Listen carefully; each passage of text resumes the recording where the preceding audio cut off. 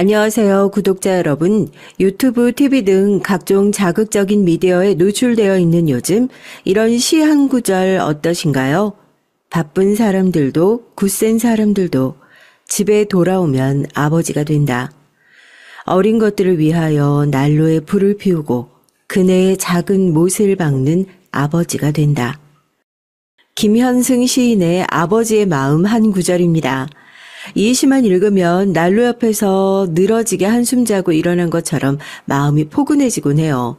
여러분은 이 시를 보면 어떤 느낌과 생각이 드시나요? 아마 제가 저 시를 좋아하는 이유는 내 친부로부터 받아보지 못한 그런 부성애의 결핍 때문이 아닐까 생각해요. 이는 제가 가끔 떠올리고 나는 어느 추운 겨울날의 기억입니다.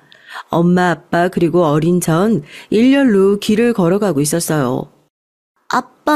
아빠 추워요. 하지만 제 간절한 외침에도 아빠는 자기 옷깃만 여미고 앞만 보고 가십니다.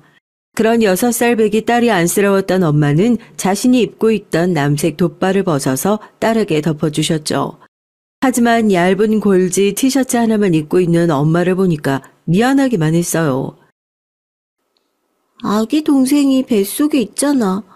엄마 감기 걸리면 동생이 아야해서 안 돼. 전 엄마의 돗바를 벗어서 말 없이 엄마에게 돌려주었습니다.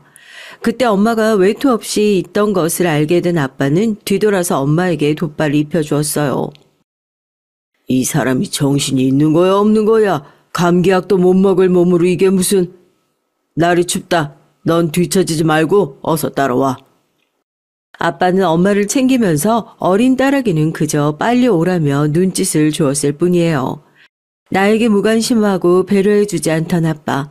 그날의 모습은 두고두고 제 머리에 각인되어 있는 아빠의 차가운 이미지였죠. 우리 아빠는 이렇게 추운 날조차 딸에게 잠바를 벗어주지 않는구나. 저에게 무슨 일이 생기면 전 차마 아빠에게 부탁할 엄두도 내지 못했어요. 의지하고 어리광을 부리는 것도 다른 일을 온전히 신뢰했을 때나 가능하다는 것을 어린 저도 본능적으로 알고 있는 것이니까요. 전 어디에 가도 늘 쉽게 움츠러들고 남을 쉽게 믿지 못하는 소심한 아이로 자랐습니다.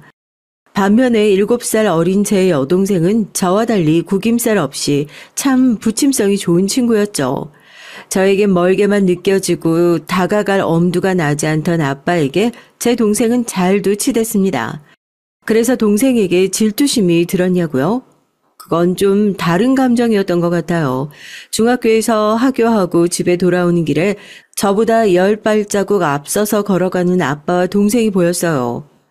아빠, 어린이 대공원 너무 재밌더라. 다음에 언니랑 엄마랑 넷이 가보자. 언니는 이제 다 큰 중학생인데 아직 그런 데를 좋아할까? 그럼 놀이공원 안 좋아하는 사람이 어딨어? 수아는 오늘 놀러 갔던 거 언니한테 비밀로 해. 괜한 자랑하지 말고. 왜 그래야 되는데? 언니하고 오늘 다람쥐 본 거랑 하늘 나는 자동차 탔던 거 얘기하고 싶단 말이야. 글쎄, 아빠 말대로 해. 부러워하던 남의 집 자상한 아빠의 모습이 지금 동생의 손을 잡고 있는 우리 아빠에게서 보였습니다. 그 모습을 보니 동생에게 질투가 느껴진다거나 아빠에게 화가 났다기보단 어쩌면 난 원하는 것을 가질 수 없는 그런 팔자인가 보다 싶은 체념이 들었던 것 같아요.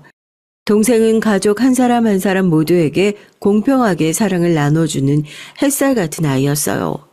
어디에 가도 사랑받고 노력하지 않아도 좋은 길을 걸어가는 그런 사람이었죠. 내 동생이 그런 아이라는 것이 자랑스럽고 좋았습니다.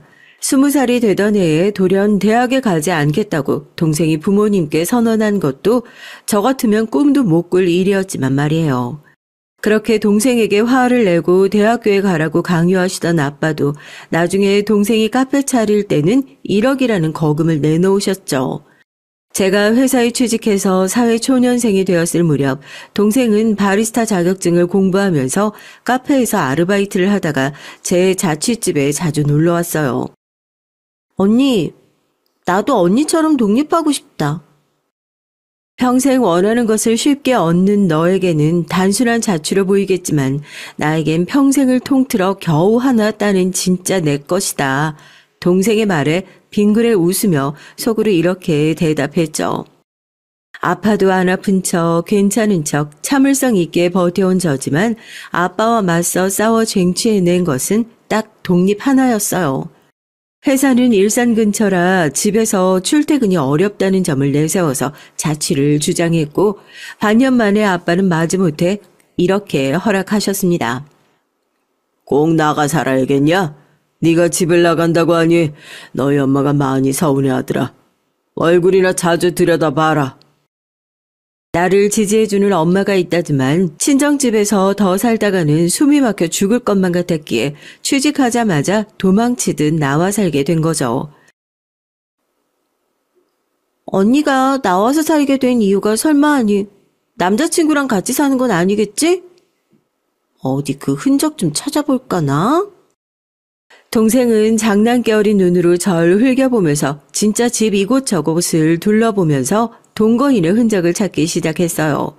그러더니 결국 남자 면도기 하나를 들고 와서 의기양양하게 웃으며 저를 떠보았죠. 언니, 이래도 잡아 뗄 거야? 순순히 털어놓지 않으면 엄마 아빠한테 다 일러바친다. 비밀 지킬 때니까 남자친구 얘기 좀 해봐. 아무리 친하다지만 7살이나 많은 언니가 돼서 연애사를 시시콜콜 동생에게 얘기하지는 않았었죠. 제가 남자 만나는 얘기를 친구들과 하다 보면 그녀들은 꼭 한마디씩 했습니다. 너는 꼭 우리 할머니 같이 군다. 남자는 하늘, 여자는 땅. 야, 이런 분들 말이야. 왜 그렇게 자존심을 내세우지도 못하고 남자한테 다 맞춰주기만 하는 건데? 남자친구가 약속에 자주 늦는다거나 연락을 까먹는다든지 이런 일이 생기면 제 친구들은 솔직하게 서운한 마음도 표현하고 강하게 요구도 하죠. 친구들이 연애하다가 싸운 얘기를 들으면서 겉으로는 맞다 맞아 동조해주면서도 속으로는 다른 생각을 합니다. 그 정도면 남자가 꼭 잘못한 것 같지도 않은데 나 같으면 별 말 없이 넘어갔을 일을 친구가 그렇게 심하게 굴어도 남자는 다 받아주는구나 하고요. 그렇게 남자친구에게 잘해주고 노력해봐도 제 연애는 모두 실패였죠. 2번의 만남과 이별을 겪으면서 날 떠나는 남자들의 작별 인사는 늘 같았습니다. 야, 진짜 너한테 지친다. 여자가 뭐 그리 목석 같고 재미가 없냐? 내가 뭘? 난 최선을 다해서 너한테 너의 취향에 나를 맞추려고 했잖아. 그런데 왜 나를 떠나는 거야? 내가 그런 사람이라고 책임까지 떠넘기면서. 그들에게 쿨하고 멋진 여자로 기억되고 싶어서 제 본심 한번 소리내지 못하고 속으로만 울분을 토했을 뿐이죠. 사귄 남자들에게 최선을 다했던 전 너무나 억울했어요. 그리고 다시는 남자를 만나지 않겠다고 통장에 돈을 쟁이는 것 외엔 그 무엇에도 사람에게도 마음을 주지 않겠다고 다짐했습니다. 그렇지만 사람은 늘 실수를 반복하듯이 전 키가 작고 목소리가 카랑카랑한 남자와 다시 사랑에 빠지고 말았어요. 당신은 다른 여자들처럼 치대지 않아서 좋아. 내 무던한 성격이 좋아 만난다는 남자의 말에 아빠 생각이 났습니다. 남자친구가 약속 시간에 늦더라도 그는 제게 사과 한마디 없었어요. 그렇다고 해서 제가 그를 비난하거나 삐져 있는 것도 아니었고요. 내가 뭐 얼마나 잘난 것이 있다고 좋아하는 남자에게 사소한 일마다 비난하고 늘겠어. 저 자신을 사랑할 줄 모르는 불쌍한 여자였으니 이런 생각이나 하며 애써 남자의 잘못을 감쌌습니다. 조금 제멋대로 하는 이기적인 면이 있었지만 저 없이는 못 산다고 말해주는 그 남자에게 전 마음을 빼앗기고 말았죠. 그는 전자제품 회사에 다니고 있었는데 최근 사업을 차리려는 중이었어요. 나랑 결혼해서 안정적인 생활을 하려면 회사에 계속 다니는 편이 나을 텐데 속으로 생각했지만 그 앞에서 말하진 못했죠. 결국 그는 저와 상의 한마디 없이 에어컨 수리 업체를 차렸고 그러다 이듬해에 저와 결혼했습니다. 갑자기 결혼을 서두르게 된 것도 다 그의 사정 때문이었어요. 그는 영문도 모르는 저를 데리고 어느 병원에 찾아갔습니다. 병실에 들어선 우리를 보자마자 힘없는 얼굴이 환하게 펴지며 반갑게 맞아주는 어르신이 계셨죠. 바로 남편의 아버지이셨습니다. 네가 우리 며느리 될 나이구나. 어디 가까이 좀 보자. 전 그분의 청대로 곁으로 가까이 다가갔어요. 초면에 병색이 짙어 보이는 분께 얼굴을 디미는 것이 내키지 않았지만 그때는 그래야 할 것 같았거든요. 그분은 저를 한참 보시더니 인자하게 웃으시며 말씀하셨죠. 왠지 우리 어머니와 인상이 비슷한 아이로구나. 네가 우리 아들을 감싸주고 보듬으면서 잘 내줘다오. 애가 옹졸하고 성격이 급한 건 있어도 심성 자체는 좋은 아이니까 너에게 잘 부탁한다. 처음 뵙자마자 나를 좋게 봐주시고 믿어주시는 분을 만나기란 흔치 않은 일이었죠. 또 진심으로 자기 아들을 사랑하시는 마음이 느껴졌습니다. 그렇게 아버님 손을 잡고 대화를 나누고 병원에서 나오는 길에 남자친구는 제게 말했어요. 우리 아버지 얼마 못 사실 거야. 그래서 아버지 가시기 전에 급히 결혼식을 올려야 돼. 그러니까 우리 다음 달에 결혼하는 거다. 알겠지? 좋은 감정을 느낀 분이라 앞으로 잘해드리고 싶었는데 시한부 인생이라는 말을 듣자 가슴이 아려왔어요. 다음 날 바로 남자친구는 우리 부모님께 결혼 허락을 받기 위해 인사를 왔습니다. 너도 참 이렇게 갑자기 시집가는 법이 어디 있니? 당신은 최서방 말 못 들었소? 바깥 사돈이 급한 사정이 있다고 하질 않소? 당연히 사돈집에서는 서두를 만도 하지. 최서방이 썩 마음에 드는 건 아니지만 네가 정이 최서방과 결혼하겠다는 마음이면 서둘러 결혼 날짜를 잡아도 좋다. 딸의 갑작스러운 결혼 얘기에 속이 상하신 엄마는 저를 한동안 제대로 보지도 않으셨어요. 의외로 아빠가 예비 신랑이 집안 사정을 이해해주고 단번에 결혼 허락을 내리셨고요. 다음 달에 우리는 결혼식을 올리고 말았습니다. 급하게 하는 일이다 보니 흔히 하는 예물이나 웨딩 사진도 못 찍고서요. 지금은 아버지 일도 있고 하니까 나중에 시간 내서 신혼여행 가자. 그때 사진 촬영도 하고 말이지. 이렇게 신혼여행까지 미루고 결혼식만 번갯불에 콩 구워 먹듯 올렸습니다. 다행히 아버님은 우리 결혼식을 지켜보시고 열흘 뒤에 세상을 떠나셨어요. 젊은 나이에 결혼해 아버님 장례까지 예상치 못한 일들이 물밀듯이 생기니까 전 당황스러웠습니다. 하지만 시모는 그런 저에게 적응할 여유 없이 밀어붙이셨어요. 아까부터 직원이 육개장하고 반찬 몇 인분 준비할 거냐고 물어보고 있는데 멀뚱히 뭐라고 있는 게야. 네가 요령껏 잘 음식 주문하고 장례식 오시는 손님들 맞이하고 음식 차리는 일 좀 빠릿하게 하지 못하냐? 참 좋으셨던 아버님은 만나자마자 이별이고 혼자 남으신 어머님은 그리 좋은 분은 아니었습니다. 유일한 며느리인 저를 매정하게 대하셨고 정 붙이기도 전에 일 시킬 훈련부터 시키는 느낌이었어요. 저라고 누구의 상을 치러본 적이 있을 나이가 아닌데 무턱대고 장례식장 일을 다 알아서 하라시니 말입니다. 그렇지만 시댁에도 제가 의지할 구석은 하나 있었습니다. 바로 남편보다 5살 많은 누나가 이렇게 절 도와줬어요. 엄마도 참 올케 시집 온 지 한 달도 안 됐수다. 지킬 건 지켜야죠. 여기 장례식장 직원들이 오면 나한테 보내. 올케는 손님들 오시면 인사하고 음식 준비만 도와주면 되고 식장 이모님들이 알아서 잘해주니까 모르는 건 그분들한테 물어보고. 시댁에 인사드리러 갔을 때 처음 뵌 형님은 우리 아빠와 비슷한 분위기라 좀 어려웠어요. 무표정한 얼굴에 큰 체격 그리고 저에게 몇 마디 말씀도 없으셨거든요. 그렇지만 형님은 누구에게도 경우 없는 일은 하지 않는 분이셨습니다. 방금도 제가 이뻐서 편들었다기보다는 아무리 자기 엄마여도 도가 지나친 일에는 한마디 하시는 성미 때문이죠. 상황에 관계없이 자기 감정대로 하고 보는 시모나 남편과 달리 형님은 바른말 잘하고 또 워낙 반듯하게 사는 분이에요. 그래서인지 형님이 말씀하시면 시모나 남편도 거기에 섣불리 대꾸하지 못하고요. 가끔 뵙는 시모가 제게 모질게 대하셔도 남편만 제 사람이면 마음이 이렇게 휑하진 않을 것을요.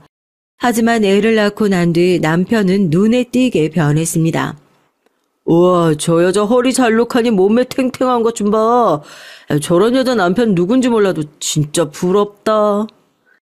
저 들으란 듯이 지나가는 여자의 몸매며 얼굴을 평가하는 남자가 되어버렸죠. 거기에 대고 불만을 표하면 마치 내가 열등감에 지는 기분이 들었어요.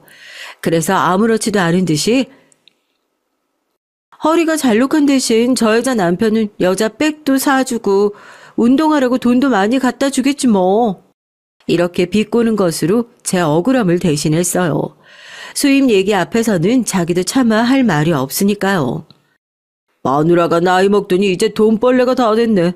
하여튼 여자는 어리고 예쁘고 봐야 한다니까. 이러면서 끝까지 뻔뻔스럽게 굴었지만 말입니다. 먹는 일에 즐거움을 느끼지 않는 전 어릴 때부터 빼빼 마른 아이였어요. 살이 금방 붙는다며 스트레스 받는 친구들은 저만 보면 넌 좋겠다. 네가 살이 찌는 사람의 심정을 알긴 하니 이렇게 부러움이 섞인 핀잔을 하고는 했죠. 하지만 아들을 낳고 나서 전 처녀 쪽보다 무려 20kg가 더 늘어나 버리고 말았어요. 준서를 가졌을 때 임신 중기에 들어서자 몸에 붓기가 걷잡을 수 없이 심해졌죠. 손가락이 팅팅 부어 결혼 반지도 빼야 했고 발이 부어서 전에 신던 신발은 모두 신을 수 없는 지경이었습니다. 병원에선 제가 임신 중독증에 걸렸다면서 고혈압과 단백뇨도 심하니까 최대한 안정하라고 말했어요. 하는 수 없이 다니던 직장을 그만두겠다고 하자 남편은 자기 아이를 임신한 저에게 화를 냈죠. 그게 무슨 소리야. 나 혼자 에어컨 수리해서 우리가 어떻게 먹고 살아? 당신 그냥 좀 참고 회사 좀 다니면 안 되겠어? 나 편하자고 하는 소리가 아니라 의사가 증세가 심해지면 자간증으로 발전해서 발작하거나 심하면 아이까지 치명적이라고 하잖아. 그런데 지금 출근 시간만 1시간 넘게 걸린 회사를 어떻게 계속 다니겠어? 물속의 오뎅처럼 부은 몸으로 버스를 타면 몇몇 나이 지긋한 여자분들은 저에게 자리를 양보하면서 혀를 차셨습니다. 새댁 임신한 건 맞죠? 아유, 그런 몸으로 어딜 나다니면 위험해요. 남편한테 말해서 최대한 집에서 쉬어야 돼. 임신 중독증은 나도 옛날에 걸려봐서 알거든. 아마 본인의 젊은 시절이 고생이 생각나셨는지 버스를 타고 가는 내내 저에게 조심해라, 무시했다간 그 부종이 다 나중에 살로 간다 하시면서 걱정을 해주셨어요. 모르는 아주머니도 하는 걱정을 왜 제 남편은 하지 못하는 걸까요? 결국 아이의 건강이 걸려있는 문제라 남편은 마지못해 퇴사를 하라고 했고 남은 임신 기간 동안 최대한 조심히 지내다가 건강한 아들을 출산했습니다. 하지만 출산 이후에도 임신 중독증 증상은 가시지 않아서 두통과 자극적인 음식에 끌리는 등 생활에 곤란함이 많았어요. 가장 큰 문제는 저도 감당이 안 될 만큼 불어버린 제 몸이었습니다. 부종은 빠지지 않은 채 그대로 제 몸 여기저기에 살과 지방으로 붙어버린 모양이에요. 처녀적 입던 옷과 신발을 모조리 버려야 할 만큼 갑자기 변해버린 제 몸이 저도 싫었거든요. 하지만 다이어트를 해보겠다고 어디 운동하러 갈 시간도 남편이 그런 돈을 내어줄 리도 없었죠. 그렇게 내 몸 돌보지 못한 채 젖먹이 아들을 키우고 집안 살림을 하다 보니까 이제 돌이킬 수 없는 완연한 아줌마의 모습이 됐습니다. 남편은 펑퍼짐한 몸에 피부까지 푸석한 저를 대놓고 못마땅해 했어요. 한편 남편이 벌어오는 생활비 받아서 살림하는 하루하루가 참 빠듯했습니다. 2만 원짜리 화장품 사는 것도 부담돼서 가게 앞을 몇 번이나 서성이다가 단념하고 말 정도로 제가 쓸 수 있는 돈은 거의 없었죠.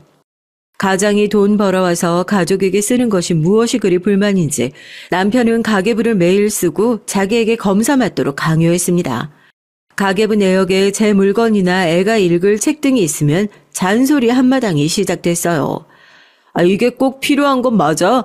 내 주변에 4인 가족 한 달 식비도 60만 원밖에 안 되더라.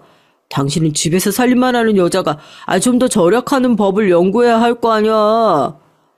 살림하는 분들은 남편 말이 얼마나 어이없는 건지 아실 거예요.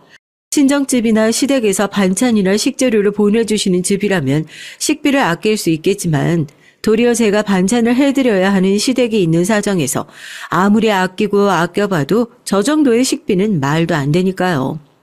연애할 때부터 남편이 직장을 다닐 때까지 우리 집에 차도 없었는데요. 그땐 어디에 가려면 무조건 버스 아니면 1시간이고 2시간이고 걸어가야 했습니다.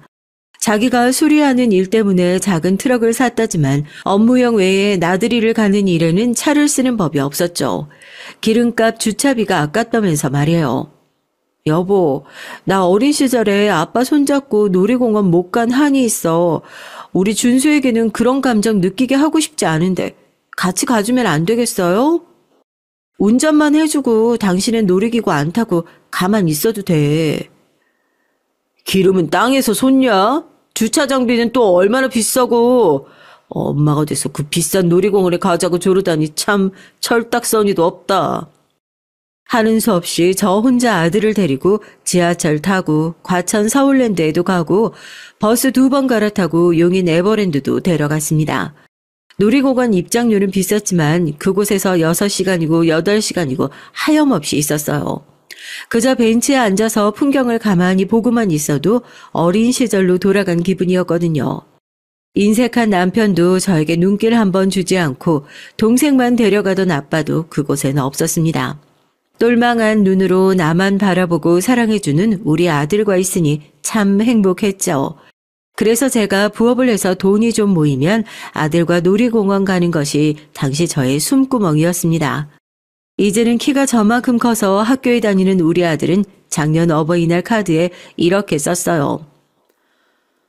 엄마가 얼마나 절 사랑해 주셨는지 알고 있어요. 어릴 때부터 엄마랑 둘이 놀이공원 가서 김밥 먹고 놀 때가 진짜 좋았거든요. 지금도 가끔 생각나요. 나중에 커서 결혼해도 엄마랑 같이 놀이공원 가줄게요. 사랑해요. 여러분, 저 정말 효자 아들 잘 뒀죠? 커서 용돈 많이 주고 해외여행 시켜주겠다는 말보다 이 말이 눈물나게 고마웠습니다. 다행히 내 아들은 제 아빠의 밴댕이 속 같은 성격을 전혀 닮지 않았어요. 아들 분유값, 기저귀값 빼고는 제대로 사준 것도 별로 없는데 이렇게 잘 커주다니 감사한 일이죠. 애기 내일부터 외출할 때 입는 옷까지 남편은 아이에게 새 옷 사주는 것도 늘 막았기 때문입니다. 우리 애기 입히라고 조카들 입던 옷을 깨끗하게 세탁해서 물려주고 고모 덕분에 그래도 준서 어릴 때 잘 입혀 보낼 수 있었어요. 아기 유모차나 보행기 등은 다 친정엄마랑 동생이 사줬고요. 남편만큼 야박한 시모는 준서 돌잔치에 돌반지 해준 게 전부였습니다. 그래서인지 지금도 준서는 시댁에 놀러가도 말없이 책만 보고요. 시모가 뭐 애기 해도 별 대꾸 없이 듣고만 있습니다. 야, 너는 뭐 이리 말수가 없다니. 사내라 그런가 그냥 저희 애비랑 영 딴판일세. 준서가 말이 없긴요. 저희 친정에 가선 얼마나 제잘되고 잘 노는데요. 애들도 편안함을 느끼고 자기한테 잘해주는 사람 앞에 있어야 본 모습을 보여준답니다. 내가 우리 손주한테 못해준 게 뭐가 있다고 너는 그딴 식으로 말하니? 그때 옆에 있던 형님이 거들었어요. 옳게 말 틀린 거 없네. 우리 준서 고모 집에 와서는 형들이랑 총싸움도 하고 개구쟁이같이 놀더니만 할머니 집에만 오면 이상해. 준서는 할머니가 무섭니? 우리 아들은 배시시 웃고 맙니다. 절 닮아서 어른들 불편하게 속마음을 모두 드러내는 일을 못하는 아이예요. 애가 무언의 긍정 표시를 하고 나니까 시모도 머쓱한지 아이고 우리 손주가 뭐 먹는 걸 좋아하려나 하고 일어나서 부엌으로 가시더라고요. 이렇듯 남편이 아끼고 살면 알부자가 진작 되어야 했지만 우린 아직도 전셋집을 벗어나지 못했습니다. 이유는 남편의 벌이가 워낙 작아서였어요. 손님들에게 편안하게 대해주고 유두리 있게 수리비 흥정도 잘해줘야 만족하신 분들이 또 찾고 다른 분들 소개도 해주죠. 하지만 우리 남편은 그런 쪽에는 영 젬병이었습니다. 사실 남편이 다니던 직장에서도 나오게 된 이유도 상사와의 잦은 마찰이었다지만 어느 직장이나 겪을 수 있는 수준의 것이었어요. 제가 볼 땐 말이죠. 아유, 그 성부장 자식만 아니었으면 지금까지 내가 회사 잘 다니고 과장까지 다는 건데. 나 없이 회사가 잘 나간다는 소리 들으니까 배 아파 죽겠네. 내 주변에 왜 그런 인간들만 꼬인단 말이야. 아우, 내 팔자야. 자기 사업을 차리면 자기 성질머리 좀 죽이고 손님을 대해야 하지만 퉁명스러운 남편의 목소리에 좋아할 고객이 어디 있겠나 싶네요. 아니, 이보시오 손님. 아이, 가격을 자꾸 깎아만 달라고 하면 어떻게 해주나. 그 푼돈 갖고 다른 데서 알아보세요. 손님이 조금 더 수리비를 조정해 달라고 하면 이렇게 벌컥 화만 내고 전화를 끊어버리니 말이죠. 여름철 대목에는 400만 원 넘게 벌었지만 비수기인 가을, 겨울철에는 한 달에 100만 원도 못 버는 달이 흔했으니까요. 일도 나가지 않고 집에 있으니 남편의 잔소리는 부엌 싱크대에서 화장실에서 곳곳에서 울려 퍼졌습니다. 저럴 때 제가 어디 일당 주는 일이라도 찾고 싶었지만 어린 아들을 두고 집을 비울 수가 없는 상황이었어요. 아무리 자기 시간이 많아도 남편은 집에서 게임만 하고 있지 아이를 보거나 기저귀 갈아주는 법이 없었죠. 집안일에 무심하기론 우리 친정 아빠 못지 않았습니다. 아이들도 눈치가 빨라서 저 이뻐하는 사람, 미워하는 사람은 본능적으로 알아차리잖아요.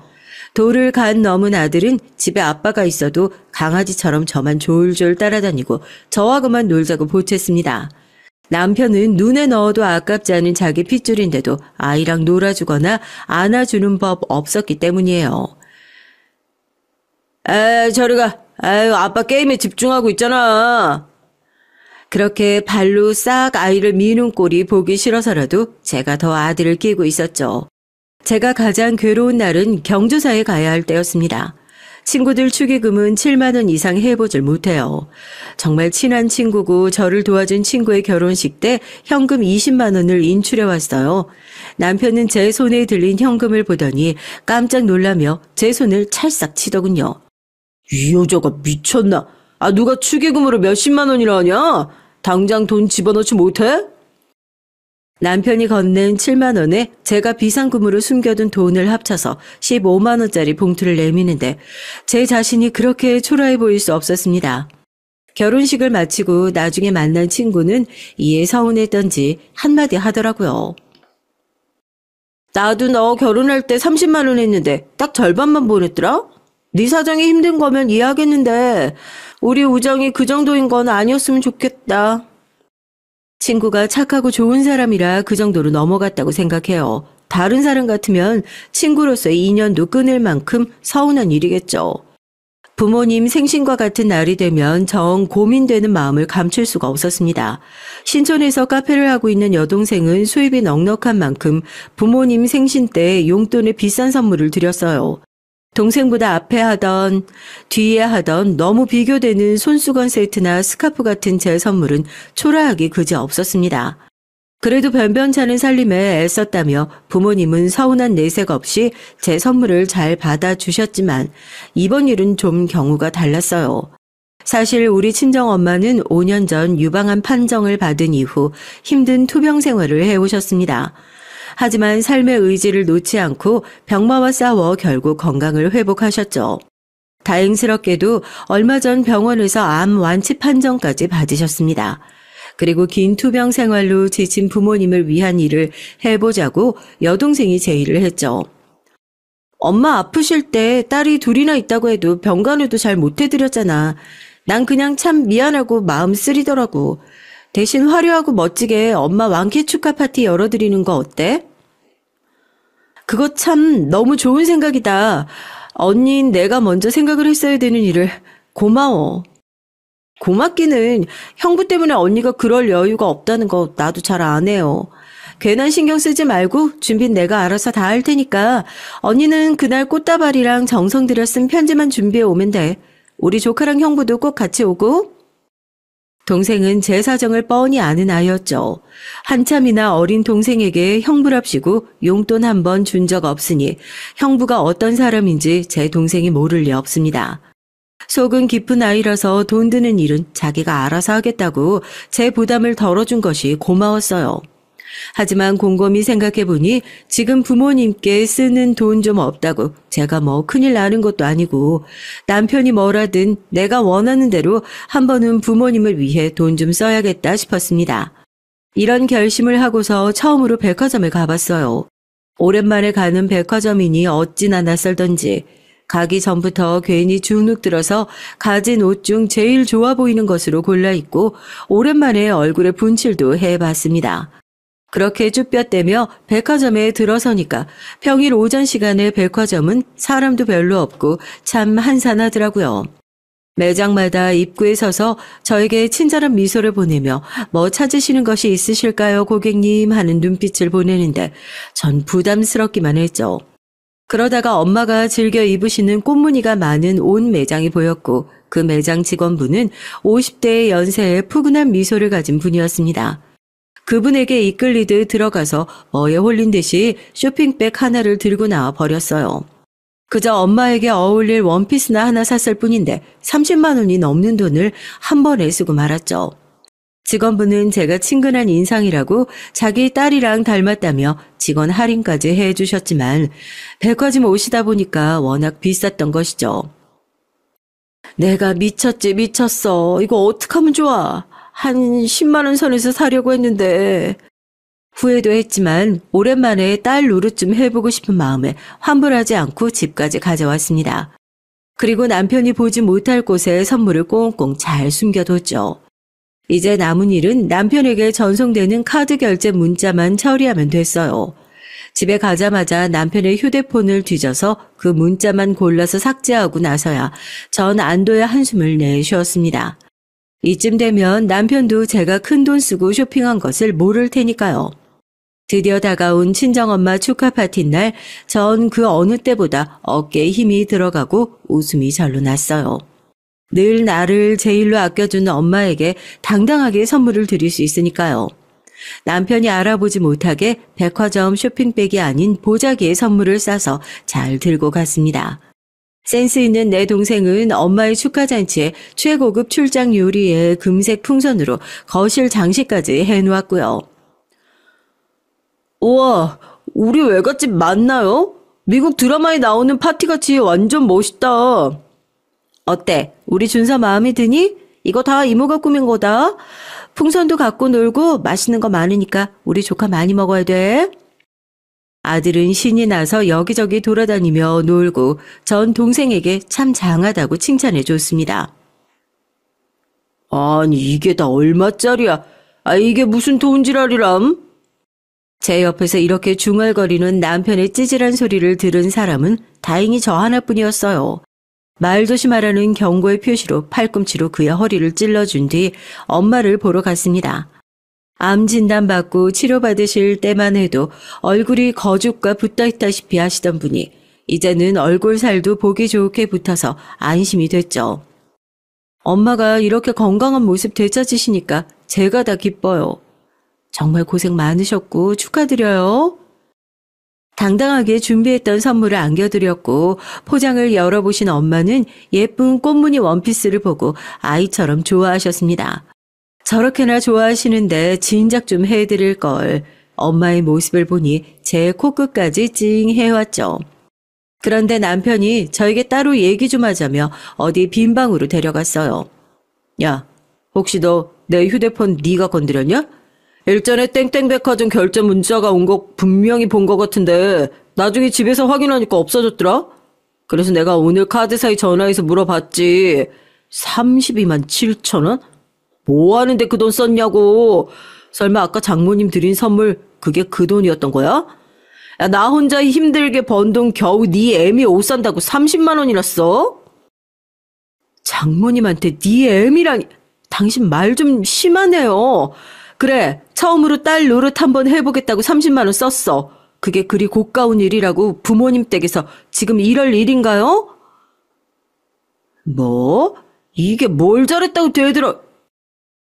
이렇게 버럭하던 남편은 급기야 제 뺨에 손까지 대고 말았습니다. 철썩하는 소리와 함께 그의 손찌검에 제 목까지 오른편으로 돌아가고 말았어요. 남편에게 맞았다는 충격으로 미세하게 몸이 떨려왔습니다. 그는 그런 저에게 막말을 퍼붓고 방에서 나가버렸죠. 너 그딴 식으로 계속 까불어, 확 집에 가서 메타작이라도 해버릴까 보다. 내가 나고 자란 집에서 남편에게 뺨까지 얻어맞았다는 현실이 믿기지 않아서 구석에 웅크리고 앉아 서러움을 가라앉히고 있는데 갑자기 아빠의 목소리가 들렸습니다. 너 그렇게 살고 있던 게냐? 아빠가 이 망측한 일을 보셨다는 모멸감이 그 무엇보다 저를 괴롭혔어요. 나 같은 남편도 너희 엄마한테 손 찍어문 아래봤다. 그런 남편 없는 게 낫겠어. 고얀 자식 같으니. 화가 잔뜩 나신 아버진 방 밖으로 나가버리셨죠. 아빠는 딸인 제가 어디서 객사해도 눈 하나 깜짝 않으실 줄 알았거든요. 그런 분이 제 편이 되어서 남편 욕까지 하다니 전 처음으로 위로받는 기분이었습니다. 저런 남편까지 참고 넘기고 살면 제가 바보 천치 등신이겠죠. 제 인생에서 장애물은 다름 아닌 남편이라는 사실을 직시하고 더 이상 당하지만 않기로 했어요. 속으로 되갚아주겠다는 결심을 하며 눈물을 닦았습니다.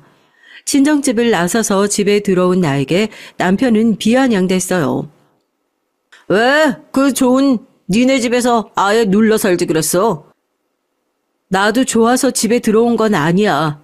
우리 아들 때문이지. 너 때문 아니야. 뭐? 너? 하늘 같은 서방님한테 너라니 미쳤냐?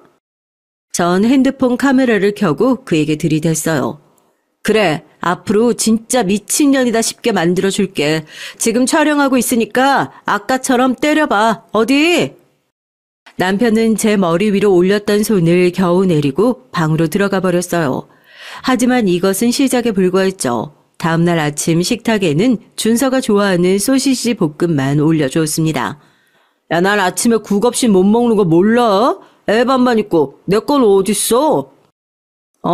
네 밥 앞으로 네가 해서 먹어. 그리고 오늘부터 나 동생네 카페에서 일할 거야. 집에서 노는 양반이 알아서 밥을 차려 먹든 말든 마음대로 해. 그리고 시간 남으면 집에서 빨래랑 청소도 좀 해놔요. 야, 너 같은 아줌마가 서빙하는 커피를 누가 마신다고 처제는 당신을 쓰겠대? 가게 망하려고 그러냐? 웃기는 소리 말고 나갈 거면 내 점심은 차려놓고 가. 이렇게 엄포를 놓고 게임이나 하러 들어간 남편을 보며 전 콧방귀를 꼈죠. 이제 너 같은 거 겁 안 나. 내가 네 뜻대로 살 줄 알고? 남편과 끝까지 가겠다는 마음을 먹으니까 엄도 안 나던 일들도 술술 잘 되고 험한 말도 저절로 막 나오더라고요. 그 사람이 뭐라고 대꾸하던 전 아이만 챙겨 보내고 집을 나와서 동생네 카페로 향했습니다. 처음엔 손님들 대하는 게 어색하고 뚱뚱한 날 어떻게 볼까 위축도 됐지만 오히려 손님들은 웃으면서 저에게 친절히 대해주더군요. 그리고 제가 친절하게 굴수록 손님들은 저에게 칭찬을 아끼지 않았습니다. 제가 이렇게 서비스직을 잘할 수 있는 사람인지 처음 알았어요. 나 별로 기대 안 했는데 언니 진짜 일 잘한다. 손님들이 언니가 너무 친절하게 대해줘서 또 오고 싶대. 진심으로 부탁할게. 월급 충분히 드릴 테니까요. 제발 매일 나와주세요. 그렇게 동생네 카페에서 함께 일하면서 매달 300만 원이나 받고 있습니다. 이렇게 월급을 받으니 남편의 눈치를 살필 필요 없이 제가 아들 옷도 사주고 책도 사주고 먹고 싶어하던 피자도 사줄 수 있었죠. 우리 카페가 너무 바빠서 뭘 제대로 먹지도 못하고 이러다 보니까 언니 살이 그냥 쪽 빠져버렸네. 미안해서 어떡해? 미안하기는 네 덕에 한 달 사이 4kg나 빠졌다? 돈도 받고 다이어트까지 꽉 먹고 알 먹고 누이 좋고 매부 좋고. 남편은 이제 자기 말을 아랑곳하지 않는 저에게 자존심이 상했지만 어쩔 도리가 없었죠. 제가 벌어온 돈으로 장도 봐오고 공과금도 내니까 말이죠. 당신 그렇게 빈둥대면서 집에 있을 거면 차라리 어머님 댁에 가서 살아. 무능력한 남편에게 대놓고 얘기할 수 있으니 그렇게 신이 날 수가 없었습니다. 그래, 어디 그렇게 큰 소리 치고 있어봐라. 내가 지금 사업 준비하는 게 대박만 터져봐. 넌 당장 이용감이야. 이게 무슨 뜬금없는 소린가 했어요. 에어컨 수리 일도 잘 들어오지 않아서 공치고 있는 사람이 갑자기 사업이라뇨. 그때 남편이 그저 날리는 허풍이라고 생각하고 넘겼지만 실제로 남편은 어떤 일을 벌이고 있던 겁니다. 그것도 자신에게 칼을 겨누고 있는 일임을 미처 몰랐겠지만요. 집에서 놀던 남편은 어느 날부턴가 하루가 멀다고 외출을 하더라고요. 기름값 아까워서 일할 때 말고는 주차장에 모셔두는 차까지 타고 말이에요. 분명히 무슨 일을 하고 있는 것 같았지만 저에게 말해줄 위인은 아니었어요. 그렇지만 전 오래되지 않아 그가 벌인 모든 일을 알게 되고 말았습니다. 어느 날인가 친정 엄마는 저에게 전화해서 집에 당장 와보라는 말을 다급히 하셨어요. 아유, 이를 어쩌면 좋다니. 지금 최서방이 우리 집에 찾아와서 너희 아빠랑 심하게 다투고 있다. 아유, 네가 와서 좀 말려봐. 예상치 못한 일에 놀라서 하던 일을 멈추고 급히 친정으로 달려갔어요. 엄마 말씀대로 남편은 우리 아빠에게 삿대질까지 하면서 화를 내고 있었죠. 장인어른이라는 사람이 어떻게 사위를 속여 먹을 수가 있습니까? 박 사장 그 자식이 사기꾼이란 거 장인어른은 알고 계셨죠? 왜 나한테 그런 놈을 소개해줬냐고요? 난 자네가 무슨 소리를 하는지 도통 모르겠구만. 간장종지보다 치졸한 놈인 줄로만 알았더니 이젠 장인어른한테 삿대질까지 하는 상놈의 자식인 줄 이제 알았어. 제가 상놈의 자식이라고요? 지금 우리 부모 욕까지 하는 겁니까? 내 돈 내놔요. 내가 투자한. 이 자식아, 도리어 네가 나한테 갚아야지 뭔 헛소리냐? 계속되는 아빠의 불호령에 남편은 대번에 기가 죽어버렸죠. 네가 박 사장하고 짝짝꿍해서 사업을 하든 말든 그건 내 알 바 아니고 내가 너한테 1억 빌려준 건 어쩔 건데 이미 공증까지 다 마친 마당에 너 돈 안 갚으면 깜빵 가야 하는 거 알지? 이달 이자 100만 원은 들고 왔냐? 아빠 말에 남편은 꿀먹은 벙어리가 되어버리고 말았죠. 제가 장인어른 돈은 어떻게 한번 만져보지도 못했다고요. 박 사장한테 주고 같이 사업하기로 해놓고 이 자식이 잠수 타버렸어요. 경찰에 신고도 해봤지만 그 사람한테 1억을 건네준 증거도 없는데 잡지도 못한다고 그럽디다. 남편의 호소에도 아빠는 아랑곳하지 않고 계속 이자를 갚으라고 독촉하셨어요. 뭐 배째요. 사기까지 당한 마당에 내가 장인한테 이자는 무슨 이자야. 남편이 이렇게 뻔뻔하게 나오자 아빠는 화를 내시는 것이 아니라 도리어 저를 보고 빙긋 웃으셨어요. 그러고는 남편의 왼쪽 뺨 한 대를 시원하게 날리셨죠. 예상치도 못한 일을 당하고 만 남편은 어안이 벙벙해 하더니 이내 아빠에게 대들었습니다. 이자 안 내놨다고 사위 뺨까지 때려? 당신 제정신이야? 넌 내 딸 때려놓고 내가 너 때리는 건 안 되냐? 내 딸은 억울하게 네 놈에게 당했지만 넌 내 돈 안 갚고 맞을 짓 했잖아. 아빠의 말씀을 듣고 맞은 남편이나 보고 있던 저까지 모두 엄청 놀라고 말았어요. 할 말이 없던 남편은 그만 분을 이기지 못하고 가버렸습니다.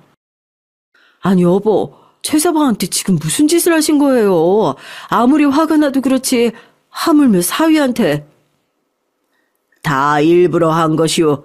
최서방이 사업 벌인 것부터 오늘 나한테 맞은 일까지 모두 내 계획하에 벌어진 일이었어. 충격적인 아빠의 고백은 이러했어요. 아버지가 벌인 일의 시작은 약 한 달 전으로 거슬러 올라갑니다. 아빠는 술 친구 중에 사기 전과가 있는 박 사장이라는 아저씨와 만났어요. 자네에게 몹쓸 부탁 하나 하세. 내 딸을 괴롭히는 사위에게 복수 한번 제대로 하고 싶어. 무슨 방법이 없겠나? 소주 한 잔 들이키고 곰곰이 생각하던 박 사장은 이런 계획을 아빠에게 내놓았죠. 형님, 제가 지인즉 손은 씻었지만 특별히 형님 하시는 부탁이니까 베어먹은 사기 짓거리 좀 하겠습니다. 제가 그 사위에게 접근해서 사업하자고 꼬드기겠어요.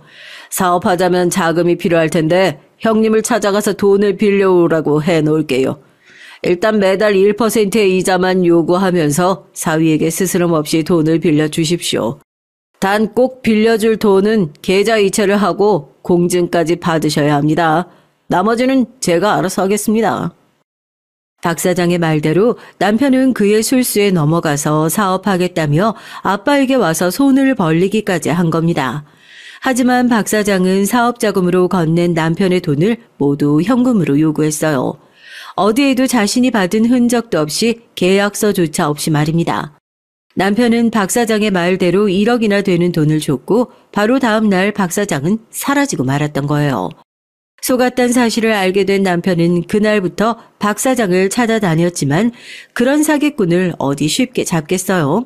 그러던 와중에 친정 아빠는 남편에게 이자를 갚으라며 독촉하고 친정집으로 불러들이신 거죠. 그럼 아빠가 빌려주신 1억은요? 남편이야 어차피 제 돈 안 썼다지만 아빠 돈이 날아가 버리면 어떡해요? 제 걱정에도 아빠는 괜찮다는 듯 웃고 계셨어요. 난 박 사장을 믿는다. 언젠간 내 돈 돌려줄 거라고. 사실 그가 돌려주지 않고 날 속인 거라고 해도 후회하진 않는다. 내가 벌인 일은 오로지 내 딸을 괴롭힌 놈에게 복수하기 위해서였으니까. 이렇게 모두 앞에서 얻어맞은 놈이 앞으로 내 딸에게 또 까불겠느냐? 아빠의 깊은 속마음을 전 처음 알게 됐습니다. 사위에게 복수하기 위해 1억도 아깝지 않다니 도무지 믿을 수가 없었죠. 부모님 앞에서 눈물 범벅인 얼굴로 계속 죄송해요. 그리고 고마워요. 전 이 말만 반복하고 있었습니다. 그런데 그때 남편에게 전화가 왔어요. 날 때린 작자의 딸년인 네 얼굴 보기 싫어. 난 오늘 집 나갈 테니까 너 혼자 서방 없이 어디 잘 먹고 잘 살아봐라. 남편 없이 살면 하늘이 무너지는 줄 알고 겁먹은 채 살아왔던 전 이제 그의 협박에 눈 하나 깜빡하지 않습니다. 오히려 그가 빠져나간 집은 어지르는 사람이 없이 청결했으니 고요하고 좋았죠. 남편에게 복수를 다 한 것만 같았지만 왠지 제 마음은 허탈하고 공허하기만 했어요. 날 괴롭히던 남편만 없어지면 늘 답답하던 마음이 좋아질 줄 알았지만 아니더라고요. 입에 음식이 들어가는 것이 어려워서 먹기만 하면 뒤돌아서 변기를 잡고 토해냈어요. 내 아이만은 챙겨야 한다는 의무감에 아이를 먹이고 유치원에 보내는 일상 외엔 전 아무것도 안 하고 멍하니 집에 있었습니다. 이렇게 지내기를 꽤 오랜 시간이 지나서 왜 살아야 하는지 전 잘 모르겠더군요. 베란다 창문을 열고 저 밖으로 뛰쳐나가면 참 자유로울 것 같다는 나쁜 생각마저 들었습니다. 아마 우리 준서가 없었다면 전 감행했을지도 모르겠어요. 친정 엄마와 동생은 집에 찾아와 저를 보고 놀라다 못해 화까지 내더군요. 이거사 왜 이러고 있어? 너 하고픈 대로 최서방한테 복수도 했잖아. 그런데 뭐가 부족해서 폐인이 됐냐고. 언니가 밥도 안 먹고 자기 보고 웃지도 않는다고 서준이가 전화했더라고. 이모가 좀 도와달라고 울면서 말이야. 그 어린 건 눈에 엄마가 얼마나 걱정됐으면 그랬겠어. 지금 언니 정상 아니야. 내가 예전에 다녔던 병원 소개해 줄게. 거기 가서 마음속 얘기 다 털어놓고 한풀이 하다 보면 좋아질 거야. 부족한 것 없는 네가 왜 정신과 병원에 다녔어? 동생은 아무것도 모르는 언니가 원망스럽다는 듯이 삐죽거렸습니다.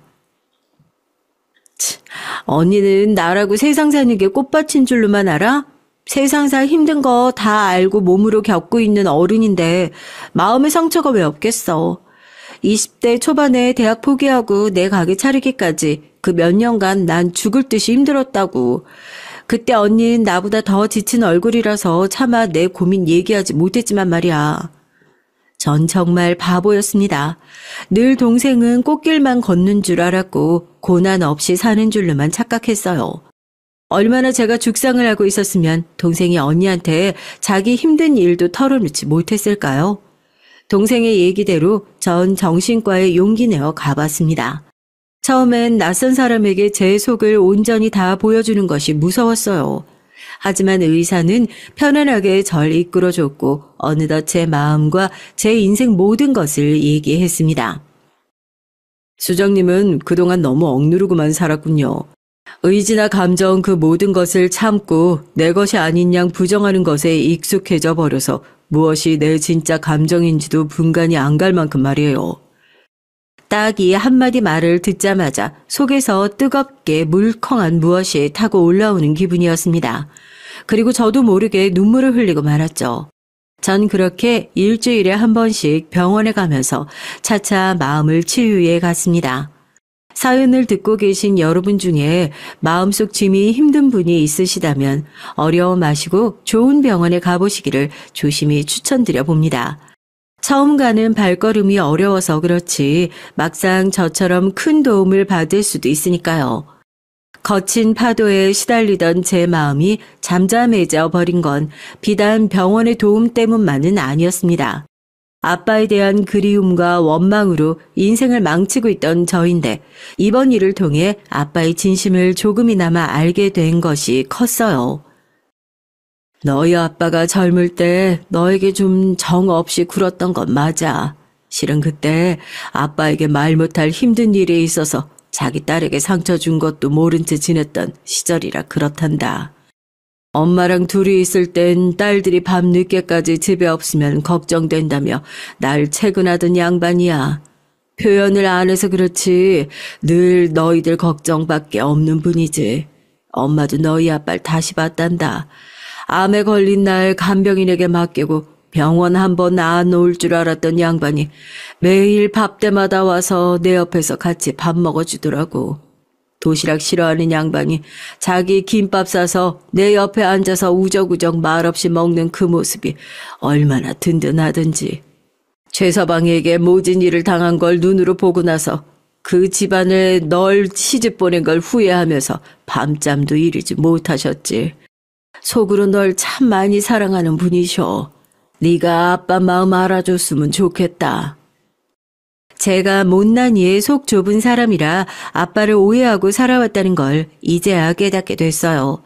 딸인 내가 밀어내니까 소심한 아빠도 저를 밀어냈던 겁니다. 엄마 얘기를 듣고 나서부터 매일 아빠에게 아침 문자를 드리고 있어요. 아빠도 제 문자에 바로 짧은 답장을 해주시고요. 이렇게 조금씩 아빠에게 다가가다 보면 어긋났던 관계를 회복할 수 있겠죠. 제가 충분히 많은 분들로부터 사랑받고 있다는 것을 알게 되면서 당당하게 발을 딛고 살아갈 힘도 생기고 세상이 조금씩 아름다워 보이더군요. 내 아들에게 좋은 엄마가 되기 위해서라도 이제 움츠리지 않고 씩씩한 사람이 되려고 노력 중입니다. 원수 같던 남편은 지금 시댁에 얹혀 사는 모양이에요. 아무리 이쁜 아들이어도 늙은 백수 아들을 끼고 사는 것이 힘든지 시모는 저에게 자기 아들을 잘 봐달라고 다시 데려가라고 하더군요. 전 거기에 이렇게 답했죠.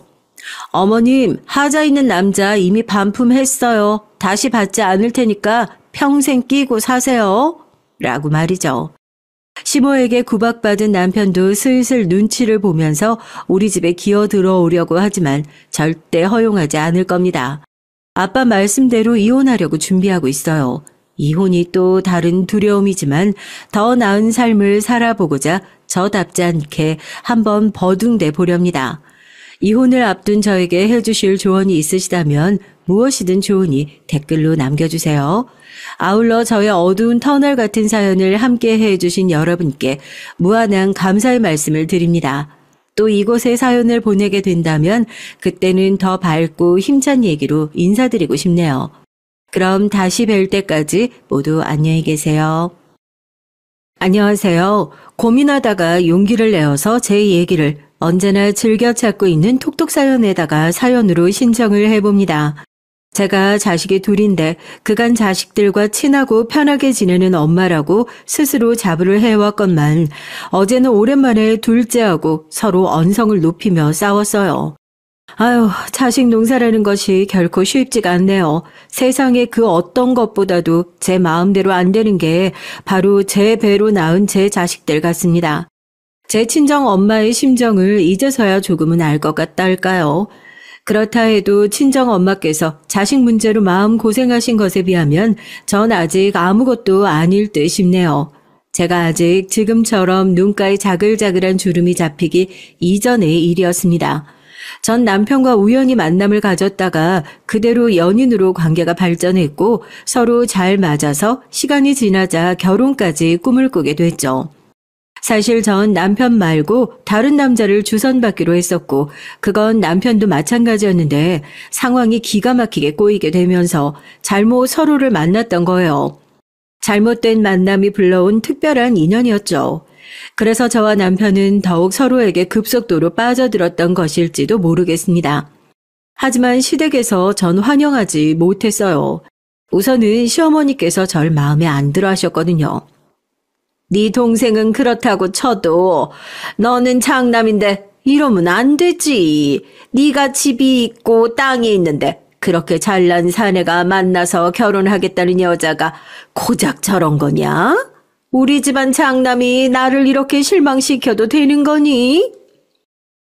어머니, 대체 무슨 말씀을 하시는 거예요? 제가 집이 어디 있고 땅이 어디 있어요? 제가 모르는 부동산이 갑자기 어디서 생겼나 보죠?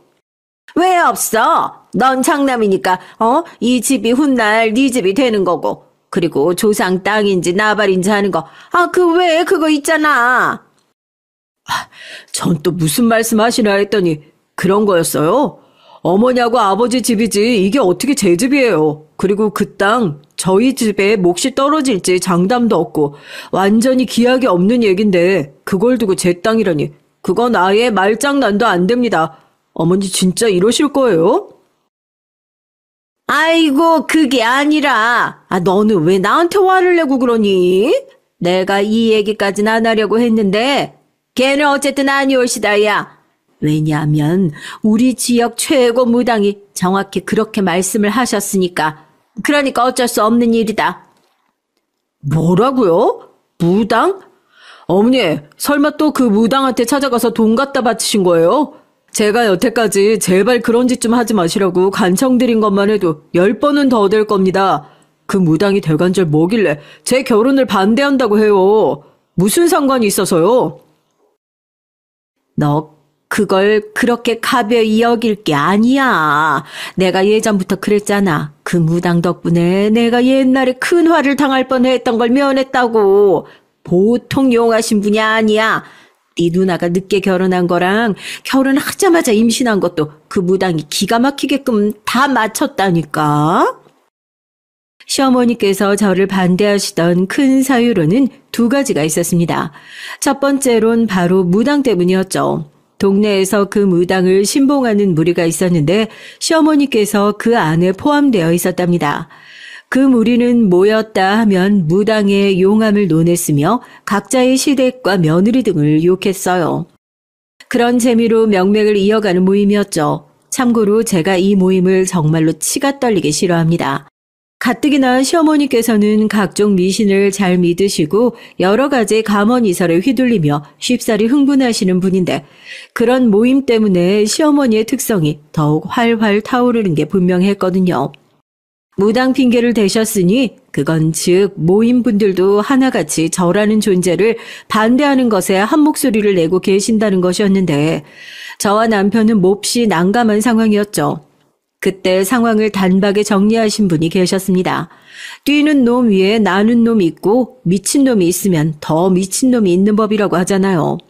시어머니의 무당 타령을 한 번에 잠재우신 분 바로 다름 아닌 시아버지셨습니다. 이 정신 나간 여편네야 내가 선무당한테 생돈 갖다 바치지 말라고 얼마나 더 떠들어줘야 그 귓구녕에 내 얘기가 제대로 막히겠어. 귓구녕을 내가 언제 한번 세게 후벼 파줄까? 그러면 귀가 좀 들리려나? 당신, 내가 무당집에 다녀온 걸 대체 어떻게 알았어요? 안 들키려고 얼마나 철저하게 행동했는데. 물에 빠지면 입부터 가라앉을 우리 집 장남이 말을 하진 않았을 테고. 설마 그 불려시 같은 게 벌써 당신을 포섭한 거예요? 내가 이래서 걔를 며느리로 안 받으려고 하는 거라고요. 맞춤법도 모르면서 포섭이라는 말은 또 어디서 듣고 다 배웠다니. 하여간 이 여편 내가 선무당이 사람 잡는 꼬라지를 언제 한번 제대로 보고 당해야 정신을 차리려는가. 그때 되면 집안 돈 다 말아먹었겠지. 선무당이 개소리를 짓거리는 것 때문에 난 이 결혼 허락할 거야. 선무당이 개소리는 하여간에 전부 다 안 맞을 테니까. 이 양반이 또 술에 정신을 놓으셨나? 그런 것 때문에 장남 결혼 문제를 결정짓는 게 말이나 돼요? 내가 못 살아. 아무튼 어쩌다 이런 남자와 결혼을 해서 자식을 셋이나 봤나. 모임에 나가봐도 남편복 가장 없는 여자는 나뿐이라니까. 갑자기 우는 척을 하고 지랄이야. 선무당 닮아서 거짓 연기하는 걸 배워온 거야 뭐야. 장남 결혼을 선무당한테 맡기는 여편네보다는 내가 정상이야. 시아버지께서 그 무당을 질색해 오셨고 그래서 시어머니께서 눈치를 봐가시며 몰래 모임 생활도 하셨던 건데요. 무당 때문에 제가 반대당하는 것을 아시고 시아버지께서는 반대로 무조건 찬성을 밀어붙이셨습니다. 시어머니께서는 거품 물고 뒤집어지실 전개였죠. 그런데 말씀드리다시피 이유가 두 개였기에 무당 말고 또 하나 제가 반대를 당하는 이유가 있었는데요. 제가 아주 가난한 친정을 뒀기 때문입니다. 시집 오면서 땡전 한 푼 없이 몸만 오는 거 아니냐며 시어머니께서는 그것을 저를 반대하는 근거로 두셨고 시아버지께서는 이것에는 살짝 고심을 하셨어요. 시어머님의 말씀 따라서 굳이 이런 조건의 며느리를 들어야 하나 장남은 더 좋은 여자를 만날 수 있는 녀석이 아닐까 이런 생각을 시아버지께서 하신 것이었는데요. 그때 아주 의외의 인물이 저에게 한 표를 던져주셨습니다. 아버지 어머니 뭐 그렇게 어렵사리 돌아가셔요. 그냥 형이 하고 싶은 대로 결혼하게 내버려 둬요. 평생을 형만한 아우 없다라는 속담이 맞는 것을 증명하며 살아온 사람이 바로 우리 형 아니겠어요? 그러니까 결혼도 옳게 선택한 것이겠죠. 결혼하게 둬요. 킬킬거리며 웃음과 함께 저에게 찬성표를 던진 인물은 남편의 동생이었죠. 저에게 시동생이 되는 그 인물은 연애하면서 통 본 적이 없었기에 저하고 별로 친하지도 않았고요. 남편과 시동생이 하도 성격이 딴판이라 우애 좋은 형제가 아니었으니 자기 형을 위해서 굳이 발벗고 나섰다고 보기엔 아주 신기했죠. 그런데 그 뒤에 반전이 숨겨져 있었습니다. 시동생을 향해 제가 첫눈에 봐도 엄청 괜찮은 사람인 것 같다고 말을 해준 사람이 따로 있었던 거예요. 시동생을 일부러 움직이게 만들었던 사람, 바로 시동생의 아내인 제 동서였습니다. 나이를 보면 시동생이 일찍 결혼을 했다기보단 동서가 일찍 결혼을 한 편이었더라고요. 결혼 전에 시어머니께서 저에게 보이신 태도가 심상치 않았던 만큼 결혼하고 나서도 정말 힘들었죠. 시어머니께선 저에게 말씀 한마디를 좋게 해주지를 않는 분이셨거든요. 시댁과 집이 그나마 먼 편이어서 그 사실을 위안 삼았습니다. 만약에 거리가 가까웠다면 시도 때도 없이 갖가지 핑계를 만들어서 절 불러내신 후 구박을 하셨을 거라고 생각하니까 모골이 다 송연했습니다. 저도 제법 강단을 부릴 줄 아는 사람이라고 스스로 생각을 해왔건만 시어머니와는 체급이 달랐어요. 운동 경기를 보면 체급마다 아예 선수들을 분류해 놓잖아요. 70kg 이상은 70kg 이상끼리, 50kg은 50kg들끼리. 마치 그런 것 같잖아요. 무슨 말인가 하면 시어머니와 저의 체급은 아예 다르게 느껴졌다는 겁니다. 초반엔 저도 제가 시어머니와 대적해 볼 수 있을 것만 같다고 생각했었지만 그것이 착각이었음을 얼마 지나지 않았을 때부터 겸허하게 받아들였고요. 도저히 일반적인 논리가 안 먹히는 분이셨으니 10번이면 10번 다 제가 손해를 보는 형국이었습니다. 가끔 시댁에 갈 때마다 전 나무 아비 탑을 나는 나무다 아무 생각도 못하는 나무라서 타격이 없다 이런 주문을 스스로 외워야 했어요. 안 그랬다간 시어머니의 논리 없는 무대포 구박에 화병에 걸려 죽을 것만 같았거든요. 남편과 결혼하기로 마음을 먹었던 죄, 찢어지게 가난한 친정을 둔 죄, 이런 죄 때문에 대가를 치르는 거라 여기며 눈물을 참는 나날을 보냈습니다. 그 망할 놈의 모임인지 뭔지 하는 것만 다녀오고 나면 특히나 며느리들을 쥐잡듯이 하셨죠. 별것 아닌 걸로 생트집을 잡으며 소리를 지르셨고 온갖 잡일도 다 시키셨습니다. 당신의 아들들에겐 못하는 소리를 며느리들에겐 다 해대셨죠. 전 부글부글 끓는 속을 견디면서 한 가지 신기한 점을 발견했어요. 동서 말이에요. 저보다 나이가 어리기에 금세 친자매처럼 잘 지내보자고 인사를 했었고 정말로 잘 지내고 있기는 했었는데 볼수록 신기하더라고요. 분명 겉으로 보기엔 여렸기 때문입니다. 잔소리 폭탄 한 번 맞아도 눈물을 쏟을 것처럼 생겼어요. 말투도 나긋나긋했고요. 목소리도 항상 크지 않았습니다. 좋게 쳐주자면 유쾌한 성격의 시동생과는 대비가 됐죠. 동서는 조용조용했으니까요. 그런데 전 시어머니 때문에 속이 터질 것 같아서 죽을 지경일 때도 동서는 초연했습니다. 그게 볼수록 신기했고 친정 부모님도 돌아가셔서 이미 안 계신다고 하던데 도대체 어떤 인생을 살아왔는지 궁금해졌어요. 동서의 초연한 눈빛은 모르긴 몰라도 인생을 거의 다 살아서 많은 것을 알아버린 그런 눈빛처럼 제 눈에는 보였거든요. 동서에게 어느 날 어떻게 살아왔는지 가장 궁금한 사람이 바로 동서라고 하자 제가 봐온 것 중에 가장 크게 웃었습니다.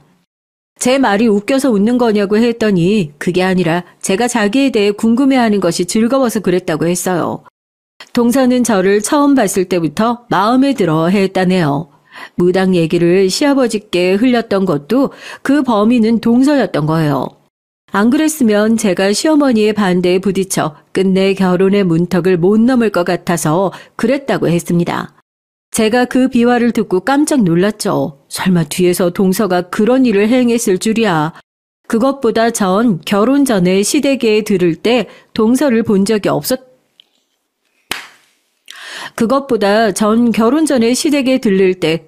본 적이 없었지만 저를 알았다는 것도 놀라웠죠. 그날 어머님이 멸치를 다듬어 놓으시라고 시켜서 전 다용도실에서 계속 조용히 그것만 하고 있었거든요. 그래서 아마 제가 시댁에 와 있었던 줄을 형님이 모르셨던 것 같아요.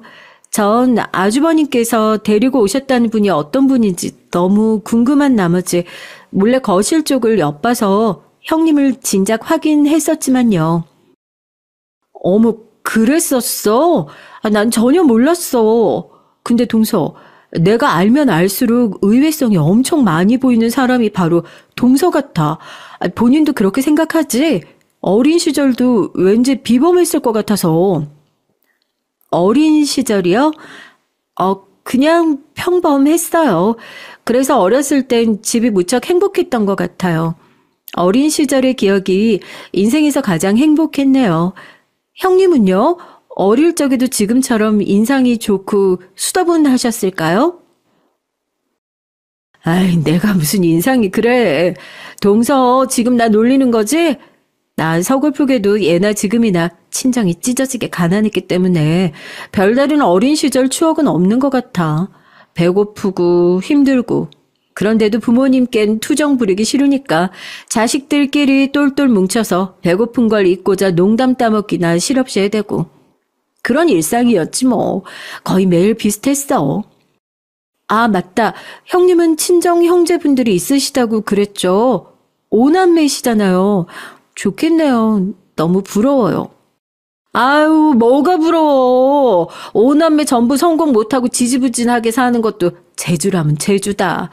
동서는 드물게 외동이라서 형제들 많은 집은 상상이 안 되긴 하겠다. 그래도 이젠 날 친언니처럼 여기는 거 맞지? 나도 동생은 전혀 안 친하고 앙숙이나 다름없는 남동생뿐이라 동서 같은 여동생이라면 언제든지 환영이야. 고마워요, 형님. 원래 제가 상당히 무료한 일상을 보내는 사람인데 형님 덕분에 즐거운 줄 알고 살아요.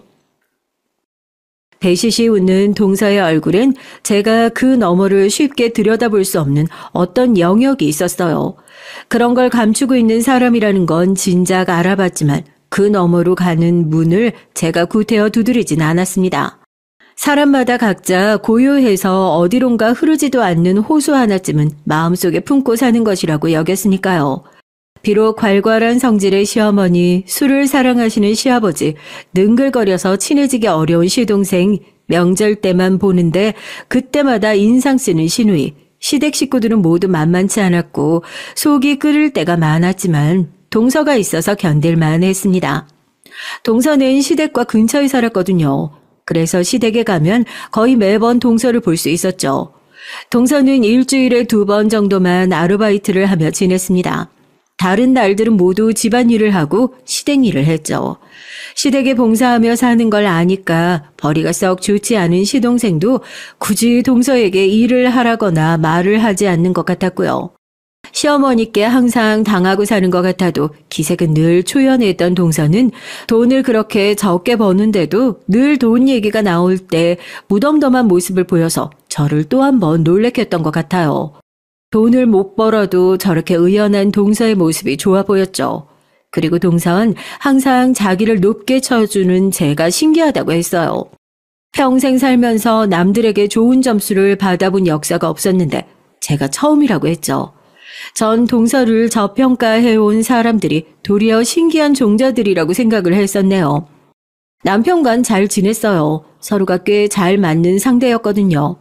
결혼 생활도 평탄하게 이어갔고요. 기다리던 임신이 되었을 땐 날아갈 듯이 기뻐서 서로 얼싸안고 눈물을 질끔 흘리기도 했었죠. 남편과 결혼하기를 정말 잘했다고 생각했던 순간 중 하나였네요. 하지만 저희 부부에게 안배되어 있던 것이 비극이더라고요.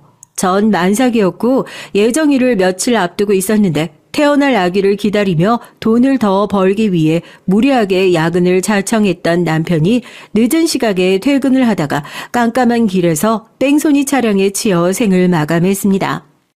전 믿을 수가 없어서 처음에 눈물도 못 흘리고 있다가 극심한 통증을 느끼며 분만실로 이송되어서 갑작스레 아기를 출산할 때에 미친 듯이 울었어요.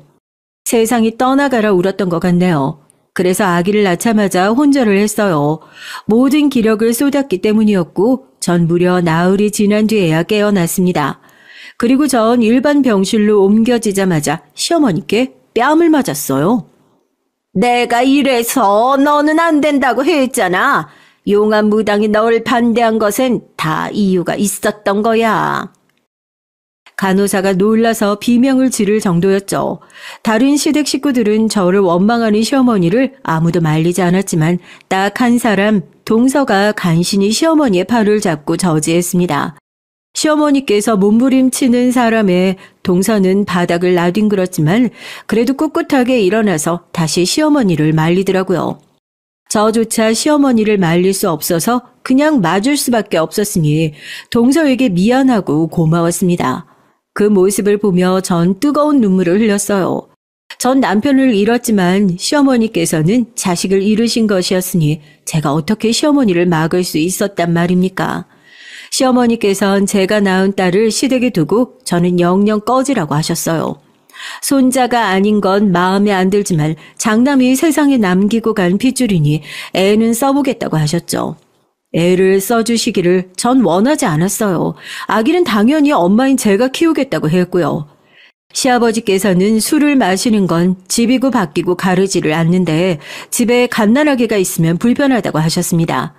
그 황당한 말씀 때문에 제가 아기를 무사히 사수할 수 있었죠.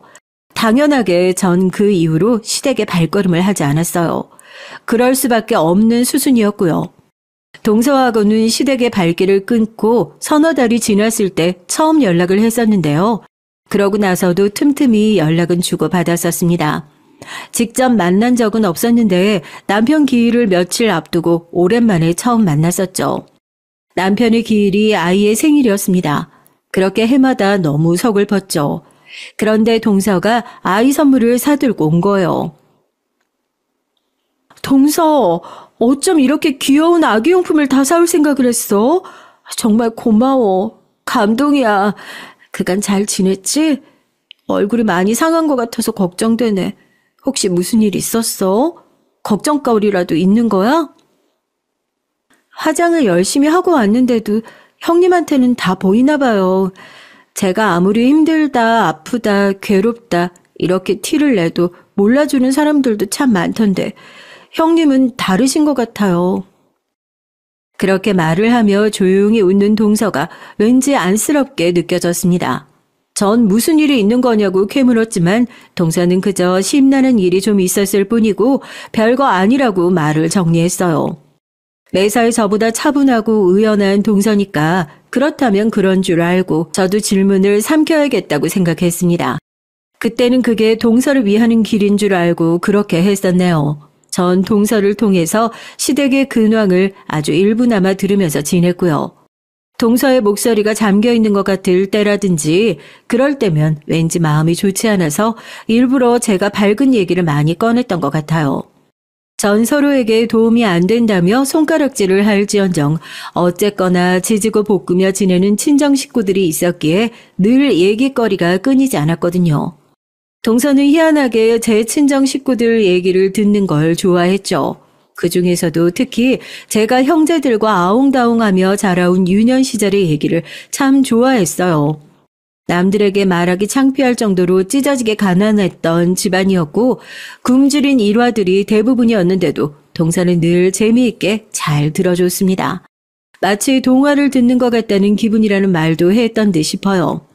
하지만 저에겐 동서야말로 동화 같은 사람이었던 것 같습니다. 왜냐하면 제가 아무리 꾹꾹 누르고 숨기며 산다고 해도 남편을 잃은 슬픔은 예고 없이 울컥 솟아올라 저를 괴롭혀 댔는데 그걸 애써 모른 척하면서 무리하게 일을 하다가 크게 알아놓은 적이 있었거든요. 마음의 병이라고 해야 할지 원인도 몰랐어요. 그냥 가슴이 뜨거웠고 머리가 아팠으며 기력이 없었죠. 돈 나갈까봐 병원 신세를 지는 건 무서웠고요. 작은 새언니가 그때 여력이 되는 때여서 제 아이만 잠시 돌봐달라고 맡긴 후에 전 집에서 혼자 끙끙 앓아 누웠다가 다 낫지도 않은 상태에서 억지로 일을 나간 뒤 더 크게 앓아 눕는 것을 반복했습니다. 이러다가 미련하게 병을 키운 것이었죠. 끝내 병원에 가게 됐는데 면역 질환의 일종에 걸려버렸습니다. 절대로 무리하지 말고 한동안 요양만 하면서 삼시세끼 보양식을 챙겨 먹어야 그나마 빨리 털어낼까 말까라고 그랬어요. 앞이 까마득했죠. 미천 하나 없는 여자가 아이 혼자 키우면서 일을 하는 건 어쩜 어렵더라고요. 주어진 상황 자체도 힘든데 주변의 시선 역시도 따라왔으니까요. 이런 것들까지 복합적으로 겹치면서 심적으로 너무 괴로웠습니다. 이때 마침 친정 언니가 자궁암 진단까지 받게 되면서 아주 난리도 아니었고요. 더도 말고 덜도 말고 수중에 딱 500만 원만 아무 제약 없이 쓸 수 있는 돈이 그 정도만 있어도 행복할 것 같다는 생각이 들더라고요. 제가 하도 그런 생각을 하면서 지냈더니 동서하고 오래간만에 통화할 때 저도 모르게 그런 속마음을 잠시 내비쳤었나 봅니다. 사실 전 하도 혼이 빠져 있던 터라 제가 그런 말을 했던 줄도 몰랐어요. 그런데 동서가 저한테 500만 원을 선뜻 건네줬던 겁니다. 동서, 이게 무슨 돈이야? 아니, 설마 내가 힘들다고 징징거려서 돈을 마련한 거야? 난 동서한테 신세 지고 싶어서 그런 소리 했던 게 절대 아니야. 동서도 동서의 생활이 있는데 내가 이걸 어떻게 받아? 형님은 은근히 눈치가 좋으시니까 어쩌면 아셨을지도 모른다고 생각했는데 사실 수중에 제 재산이 따로 있어요. 제가 쓸 수 있는 돈이 있어서 솔직히 돈에 얽매여서 걱정을 하며 살진 않았어요. 그 얘기를 듣고 제가 놀랐다가 가만히 짚어보니 그간 동서가 여러 가지 얘기라든지 고민거리들 그런 걸 얘기할 때에 단 한 번도 돈을 꺼내든 적이 없다는 게 생각났습니다. 그리고 동서의 말 맞다나 저는 그 순간 놀라긴 했지만 많이 놀라진 않았어요. 어쩌면 은연중에 동서한테는 돈이 있다는 걸 짐작하고 살아왔던 걸지도 모르겠습니다. 어쨌든 갑자기 이 돈을 어떻게 받나 싶었는데 동서가 하도 완강해서 받고 말았죠. 너무 고마운 돈이었어요. 제가 힘들어서 무너져 내렸을 때 누군가가 대가 없이 이렇게 선뜻 도움을 주었다는 것 자체가 감동이었습니다. 그 돈으로 허튼 짓은 조금도 하지 않고 싶어서 저는 건강 회복에 힘을 쓰며 마음 편안하게 지내는 것에 노력하는데 그 돈을 썼어요. 떨이 세일할 때가 아니면 안 사 먹었던 과일도 좋은 걸로 골라다가 사 먹었고요. 사치인 것 같아서 참았던 영양제 구입도 한 통 했습니다. 무엇보다 아이가 신선한 재료를 사다가 직접 아이한테 먹거리를 만들어줬죠. 그러면서 일상의 소중함을 느꼈어요. 다시금 달리고자 하는 용기가 생기더라고요. 저는 제 몸 상태를 봐가면서 다시 일을 조금씩 다니기 시작했고 적은 금액이지만 따로 돈을 모았습니다. 다 모으면 주려고 했는데 제 처지가 부족했던지라 따로 모인 금액이 200만 원을 달성했을 때 그걸 동서한테 보내줬어요. 동서, 나머지는 내가 천천히 갚을게. 형님, 안 갚으셔도 되는 돈이에요. 아시잖아요. 그런데 왜 힘들게 갚으세요? 이게 당연한 거니까 받았으면 갚는 게 인생의 지당한 도리 아니겠어? 그러니까 내가 나머지도 꼭 갚을 거야. 이자를 내가 아직 못 쳐주고 있으니까 그게 좀 미안하다. 형님은 진짜 못 당하겠어요. 어떻게 이자 생각까지 하셨어요? 하지만 원금이면 모를까 이잔 절대로 안 받을래요. 이건 진심이에요. 동서 목소리에서 어마어마한 고집이 느껴진다. 이자 내는 것도 쉽지 않겠어. 혹시 돈으로 받기 싫으면 다른 걸로 내가 이자 낼게. 여태까진 나만 동서한테 내 얘기 주절주절 많이 떠들었으니까 이번엔 내가 동서의 숨겨진 얘기 들어주겠어. 어때? 그건 오히려 저한테 손해인 거 아니냐고 따져 묻고 싶은데요. 그럴 수가 없겠네요. 전 제 얘기를 듣고 싶어 하는 사람은 세상에 아무도 없을 거라고 생각해서 과거를 가슴속에만 묻고 살아왔거든요. 제 얘기를 형님은 진심으로 듣고 싶으세요? 물론이지. 내가 예전에도 한번 그랬잖아. 어떤 인생을 살아왔는지 내가 가장 궁금한 사람이 바로 동서라고. 저는 그날 차마 알지 못했던 동서의 얘기를 들었습니다.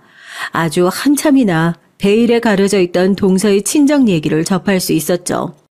유쾌한 호기심으로 가득 찬 채 얘기를 듣기 시작했던 전 어느새 싸한 가슴을 아는 채로 동서의 목소리에 귀를 기울였던 것 같아요. 다 끝나고 나니까 정말 많은 생각이 들고 있었죠. 대체 사람은 저마다 얼마만큼의 얘기를 감추며 살아가는 걸까? 이런 깊은 궁금증도 들었고요. 이틀 정도는 동서의 얘기를 곱씹느라 밤에 잠도 설쳤습니다. 선뜻 동서에게 다시 먼저 연락을 해볼 엄두가 나질 않았어요. 참으로 못나게도 제 그릇이 딱 그 정도였던 건가 봅니다. 그리고 며칠 뒤 동서에게 연락을 해보려고 마음을 먹었던 날, 전 연락을 한 통 받게 됐어요. 동서가 세상을 떠났다는 부고였어요. 귀가한 후 연락을 받은 전 거실에서 쓰러져서 통곡을 했습니다. 지난 며칠이 미친 듯이 후회가 돼서요. 왜냐하면 동서는 스스로 생을 마감했기 때문이에요. 만약에 제가 먼저 연락을 했었다면 동서가 그런 선택을 안 했을지도 모른다는 생각에 정말 미치는 것만 같았죠. 수년간 친하게 잘 지내놓고서 동서에게 많은 도움을 받아놓고서 정작 전 동서를 끝끝내 잘 알지 못했으며 동서를 도와주지도 못했다는 생각이 들었습니다. 동서의 마지막 가는 길은 조촐했고 단출했으며 조용했어요. 마치 생전에 동서가 고요하게 짓던 미소처럼 꼭 그랬습니다. 시동생은 충격에 빠진 것인지 말수 많던 사람이 내내 입을 꾹 다물고 있었고요. 오래간만에 뵙는 시어머니께서는 머리가 아프시다며 계속해서 인상을 쓰고 계셨어요. 얼굴을 비춘 시누인 계속 무표정이었고요. 그리고 시아버지께서는 자꾸 혀를 끌끌 대시며 술을 찾으셨고요. 전 이 사람들이 그나마 진심으로 동서를 애도하고 있기를 눈물로 바랐습니다. 그리고 동서는 이미 떠났지만 전 동서를 당초 어떻게 보내줘야 할지 갈피를 잡지 못하고 있었죠.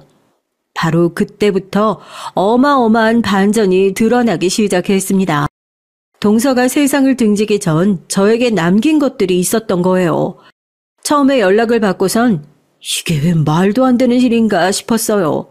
제가 생전에 연을 둔 적이 없던 법조계의 분이 저에게 연락을 주신 것도 갑작스러웠는데 동서가 저에게 남긴 것을 확인하자 이게 현실이 맞는지 의심까지 들더라고요. 네? 제 동서가 제 앞으로 재산을 남겼다고요? 그걸 세상 떠나기 전에 미리 다 준비를 해놨었다니요. 전 동서가 충동적으로 그렇게 떠난 줄로만 알았는데 그럼 그게 아니라 아예 떠날 다짐을 다 해놓고 신변 정리를 해놨다는 거잖아요. 게다가 그 막대한 재산은 다 뭐예요? 전 기쁨보다 앞선 충격으로 머리를 감싸 쥐었습니다. 전 가난하게 자랐고 배웅 역시도 짧은 사람이었어요. 동서에게 일전에 저와 만났을 때 무슨 서류를 보여준 적도 있었고 저에게 사인을 하라고 한 적도 있었습니다. 하지만 전 그게 제가 받은 500만 원에 대한 서류일 거라고 막연하게 그런 짐작만 해서 그게 어떤 것들인지 들여다볼 생각조차 못했어요. 또한 동서가 어째서 그런 복잡한 서류들을 꿰고 있으며 지니고 있는 것인지 궁금해하지도 못했었죠. 제가 아니랬고 바보였던 거예요. 멍청하게 군 결과 동서를 떠나보내고 말았으며 막대하다 못해서 아예 실감조차 안 나는 200억에 이르는 재산을 보고 구슬프게 울기나 하고 있었습니다. 전 동서에게 친정 얘기를 들어서 알고 있었죠. 어째서 동서가 이토록 많은 재산을 가지고도 마음속에 깊은 우울과 공허를 떨쳐내지 못했는지 짐작도 가능했고요. 사실 동서는 외동이 아니었습니다. 친정 오빠가 원래는 있었다고 해요. 나이 차이가 많이 나는 그 친정 오빠 때문에 동서의 집안은 쑥대밭이 되었던 것이고요. 동서의 친정 오빠는 자라면서 점차 이상한 말과 생각을 자주 하는 사람이 되어갔다고 해요. 그런 특징 때문에 고등학교 때 학교에서 심한 왕따를 당했던 것이 직격타였다곤 하는데 정확한 건 모르겠다고 들었습니다.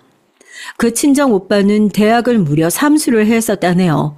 그 3년이 동서에게는 지옥이었죠.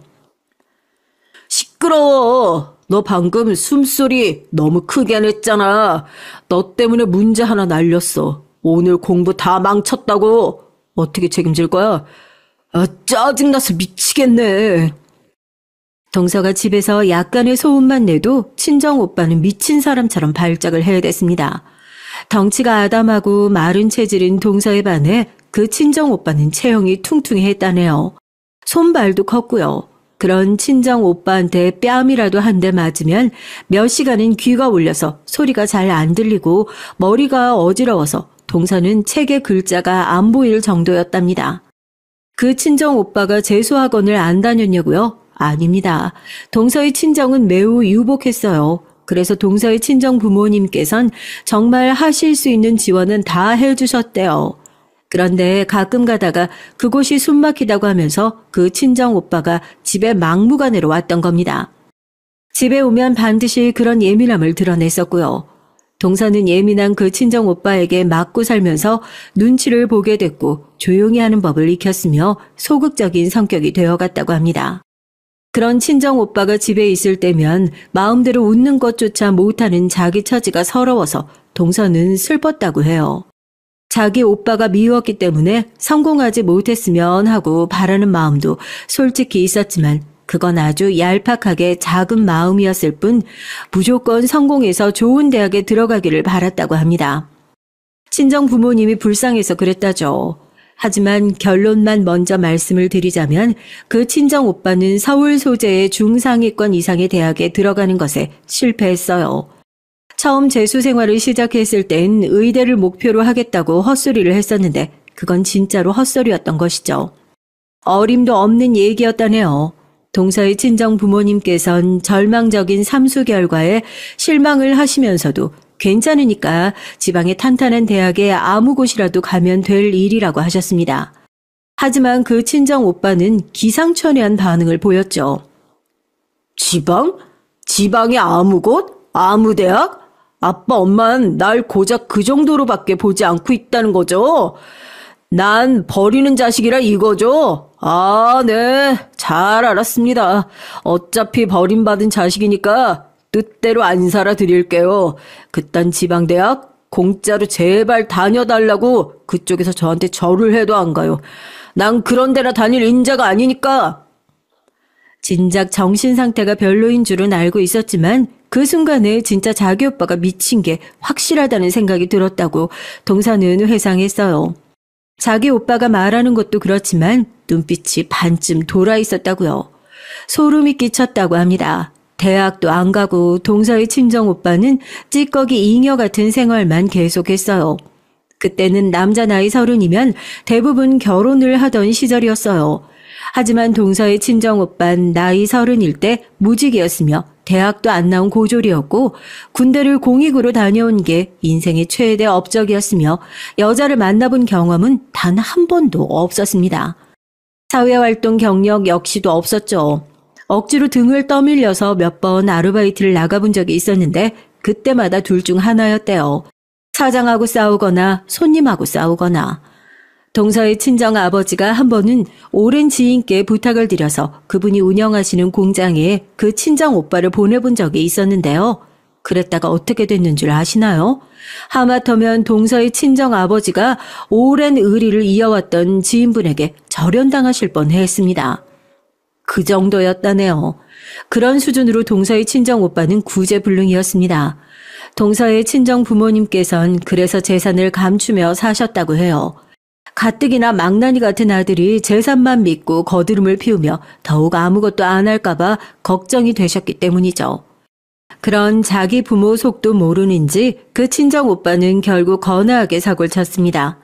당시에 유행하던 컴퓨터 게임에서 알게 된 사람과 현실 속에서 진짜로 만났는데 그 상대가 여자였던 거예요. 난생 처음으로 자기한테 호의적인 여자를 만난 그 친정 오빠는 정신을 못 차렸답니다. 그 여자를 만나겠다고 동서의 친정 부모님께 돈을 엄청 뜯어냈어요. 거기까지는 그렇다고 쳐요. 하지만 그 여자가 임신을 해버린 건 그렇다고 칠 일이 아니었죠. 심지어 임신 7개월이 돼서야 그 사실이 드러났습니다. 제가 부모님도 일찍 돌아가셔서 안 계시고 일가 친척 아무도 연락하는 사람이 없어요. 혼자 작은 원룸에서 살아왔고요. 아르바이트나 근근히 해왔습니다. 배가 하도 겉으로 나와서 임신을 늦게 알았어요. 그 여자의 자기소개에 동서와 그 친정 부모님은 완전히 말문이 막혀버렸죠. 그 친정 오빠는 뭐가 그렇게 당당한지 죄송하다는 소리 한 번을 안 했다고 합니다. 가족들만 속이 터질 노릇이었죠. 그 여자는 자기가 정신적으로 무척 불안한 상태라고 주장하며 다른 것보다 안정을 취하며 출산 준비를 하고 싶다고 했대요. 혼인신고나 결혼식 같은 건 아이를 낳고 나서 천천히 해보고 싶다고 그랬다네요. 대체 누구 마음대로 그런 것들을 다 정하는 건지 동서는 어이가 없었죠. 그 친정 오빠가 지원해달라고 난리를 쳐대서 동서의 친정 부모님께서는 두 사람이 함께 지낼 투룸 집부터 단기로 일단 구해주셨답니다. 번듯한 곳이었건만 두 사람은 더 좋은 곳으로 마련해 줄 수 없냐며 툴툴거렸다네요. 자기 오빠의 기행에 면역이 되어 있다고 생각해왔건만 동서의 피가 거꾸로 솟았어요. 동서가 이 정도였는데 그 부모님은 어떠셨겠나요? 화병 때문에 쓰러지기 일보 직전이셨던 거죠. 그 여자는 무사히 출산을 했습니다. 그리고 딱 일주일 뒤에 도망갔대요. 그 미친 여자는 쪽지에다가 사실 전 불치병이라서 아이를 키울 수 없습니다. 하늘에서 아기를 응원할게요. 이딴 소리로 휘갈기고 떠났대요. 불치병 같은 개소리에 결국 동서의 친정 엄마께서는 쓰러지고 마셨고요. 동서는 더 이상 참을 수가 없었죠. 제발 그만 좀 해. 이게 다 오빠 때문이야. 항상 세상 탓을 하며 세상 원망만 해왔지. 그런데 아니야. 정답은 오빠야. 오빠 때문에 다 이렇게 된 거라고. 만약에 오빠만 없었잖아? 그럼 우리 가족은 정말 완벽했을 거야. 오빠라는 오점이 모든 것을 망쳐놨어. 차라리 삼수 망쳤을 때 그냥 죽지 그랬어. 그때 왜 안 죽은 거야? 그때 오빠만 죽었어도 아버지, 엄마 모두가 고통받지 않았을 거야. 오빠 때문에 우리는 친척들하고도 못 만나며 살고 있잖아. 어떻게 책임질 거야? 당장 어떻게든 책임을 져. 그리고 책임질 자신이 없으면 차라리 죽어. 그게 가장 오빠가 이 세상에 도움이 되는 길이니까. 동서가 살면서 그때만큼 정신이 또렷한 적은 없었다고 해요.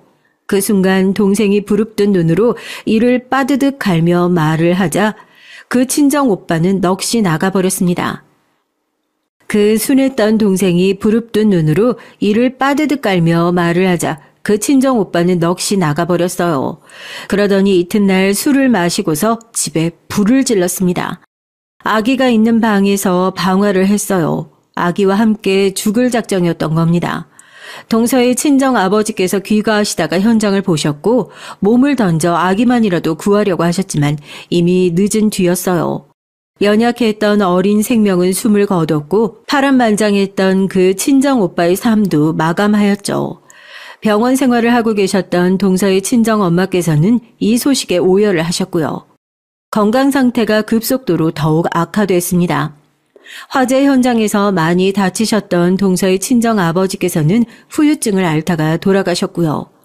몇 달 뒤 동서의 친정 엄마께서도 숨을 거두셨고 이때 동서의 나이 고작 22살이었다네요.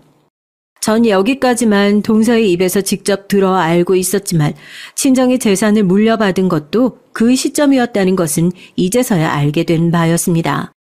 도저히 충격이 가시지 않던 저에게 또 하나 놀라운 반전이 날아들었어요. 동서가 저에게 남긴 유서가 따로 있었던 거예요. 죽기 전에 저희 집 주소로 따로 붙였던 그 유서엔 상상도 못했던 전말이 담겨져 있었습니다. 시동생, 인상부터 한량 같고 날티가 나더니 역시나 그랬었나 보더라고요. 동서를 두고 상습적인 바람을 피워왔다고 했어요. 자기가 편하게 바람을 피우고 싶기 때문에 동서한테 일부러 돈 벌러 나가라는 찍소리 한 번을 안 한 거라고 하더라고요. 동서는 시동생이 바람을 계속 피워대는 걸 알고 한 남자의 아내로서 자존심과 자존감이 동시에 박살났다고 했습니다. 심적으로 힘든 동서를 시어머니께서는 쉬지 않고 괴롭히셨고요. 심지어 시동생이 바람을 피운다는 걸 알면서도 시어머니께서는 넌 집에서 밥이나 안 치고 살면 된다고 동서에게 거듭 강조를 하시며 윽박을 지르셨다고 합니다. 걸핏하면 동서의 뺨을 때리거나 발로 차기도 했으며 모욕을 주는 건 숨 쉬듯이 자주 했다고 해요. 시어머니께선 제가 남편과의 사별 이후 시댁의 발길을 끊는 이후로 더욱 악랄해지셨던 겁니다. 동서가 당한 일들을 읽으며 피가 거꾸로 솟고 있는데 시아버지의 대목에서 전 가장 큰 끔찍함을 느끼며 분노로 두통까지 알았어요. 술을 사랑하셨던 시아버지께서는 나이가 들어가심에 따라 술에 취하면 천지분간도 못하게 되셨는데 그러면서 시댁에 들렀던 동서를 향해 몹쓸 손길을 뻗치기도 하셨던 겁니다. 수치심을 느낀 동서는 살 의욕을 못 느끼게 됐고 이렇게 살아봤자 뭘 하겠냐며 죽음을 준비하게 되었던 거예요.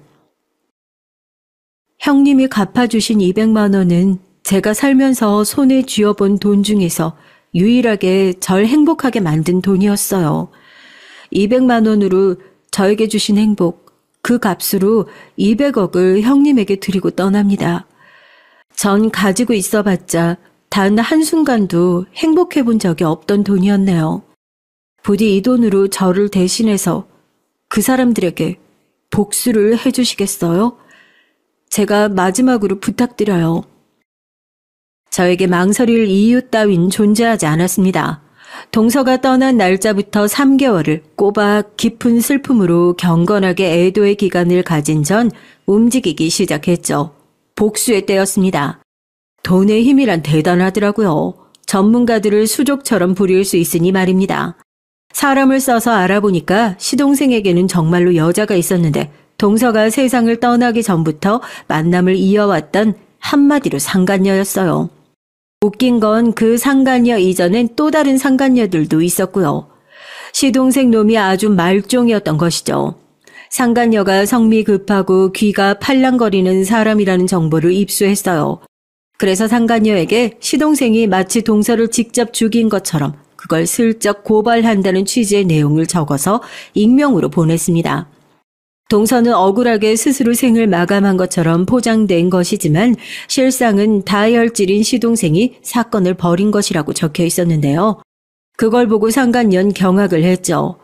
한편 시동생에겐 상간녀가 다른 남자들을 여러 동시에 만나는 것처럼 증거를 조작해 꾸민 뒤 익명으로 소포를 보냈고요. 시동생은 눈이 돌아가서 상간녀에게 어떻게 된 거냐고 무섭게 따져댔고요. 그러자 상간녀가 어떻게 했냐면 도망갔어요. 폭발한 시동생을 보면서 정말로 이 남자라면 자기 아내를 처리하고도 남았을 거라고 생각한 모양이었죠.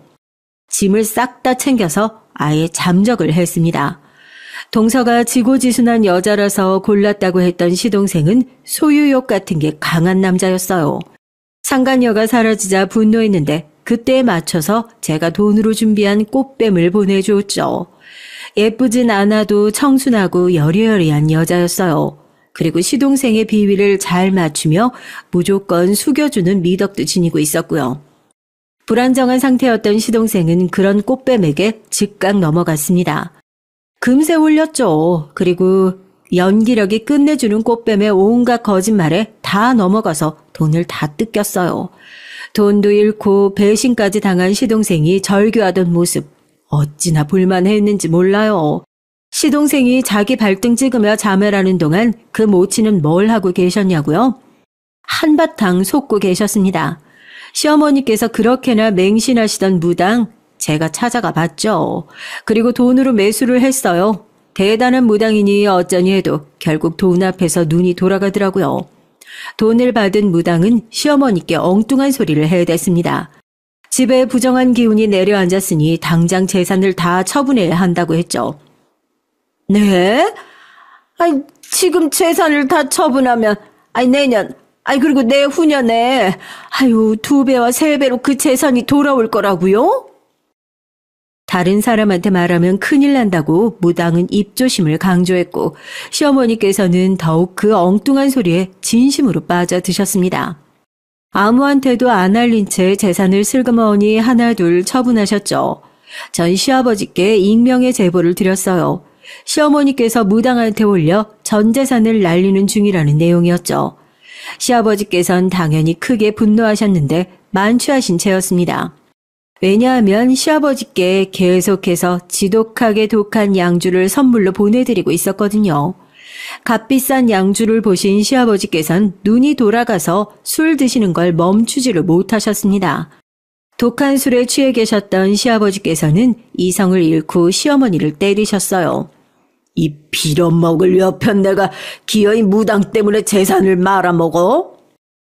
이웃의 신고로 경찰이 도착했을 때까지도 시아버지께서는 정신이 반쯤 나가신 채로 시어머니를 때리고 계셨다고 합니다. 시어머니께서는 경찰이 오자 이제 살았다고 하시며 얻어 터진 채로 무리하게 움직였다가 맞아서 아팠던 다리 때문에 크게 넘어지셨는데 그러면서 턱을 엄청 다치셨대요. 애초에 턱을 맞으셨기도 했고요. 그래서 몇 달 동안 아무 말씀도 못하고 치료만 받으며 사셨답니다. 그렇게나 시끄럽게 떠들던 분이 턱을 다쳐서 식사도 거의 못하시고 가만히 지내셨다는 게 정말 믿기지 않을 만큼 우스운 일이었죠. 고주망태가 되신 시아버지께 일부러 상황을 만들어서 범죄를 유도하는 건 아주 쉬운 일이었습니다. 돈으로 섭외를 해둔 슈퍼 주인이 일부러 티가 나게 자리를 비우며 딴청을 피우자 시아버지께서는 술을 품에 넣고 슬쩍 계산 없이 나가버리셨죠. 그걸 2번이나 반복하자 시아버지께서는 경계를 아예 푸셨고요. 술에 항상 절어 계셔서 판단력이 흐려진 머리로 아주 대범하게 행동하셨습니다. 야간에 침입해서 3번째로 또 술을 훔치셨던 건데요. 다행히 딱 걸렸죠. 일전에 훔쳤던 것들까지 전부 다 걸렸어요. 일부러 덫을 놓은 것이었으니까요. 시아버지께서는 합의를 노려보실 돈도 없으셨고 저에게 미리 섭외된 슈퍼 주인은 당연히 합의 의사가 없었습니다. 그 결과 시아버지께서는 실형을 살게 되셨어요. 집안 자체가 아예 패가망신하게 됐네. 동서, 하늘에서 조금은 후련해하고 있는 거야? 대답을 들을 수가 없다는 게 정말 아쉽다. 동서, 나 앞으로 잘 살아볼게. 그게 동서한테 속지 않은 길이고 동서가 나한테 바라는 것일 테니까. 거액을 제가 다 쓰겠다는 욕심 따위는 애초에 가지고 있지 않았어요. 복수를 한 뒤 그들이 모두 고통 속에서 나뒹구는 것을 확인하자마자 전 준비를 시작했죠. 알아보고 준비하는 것에 한참 걸렸지만 어쨌든 동서의 이름으로 장학재단을 만들 수 있었습니다. 그곳을 통해서 전 기부를 하게 됐고요. 이렇게 동서의 이름이 뜻깊게 남아서 좋은 취지로 돈이 쓰이게 됐다는 것이 무척 다행이라고 생각합니다. 잘한 결정이라고 내내 그렇게 여기면서 살아왔답니다.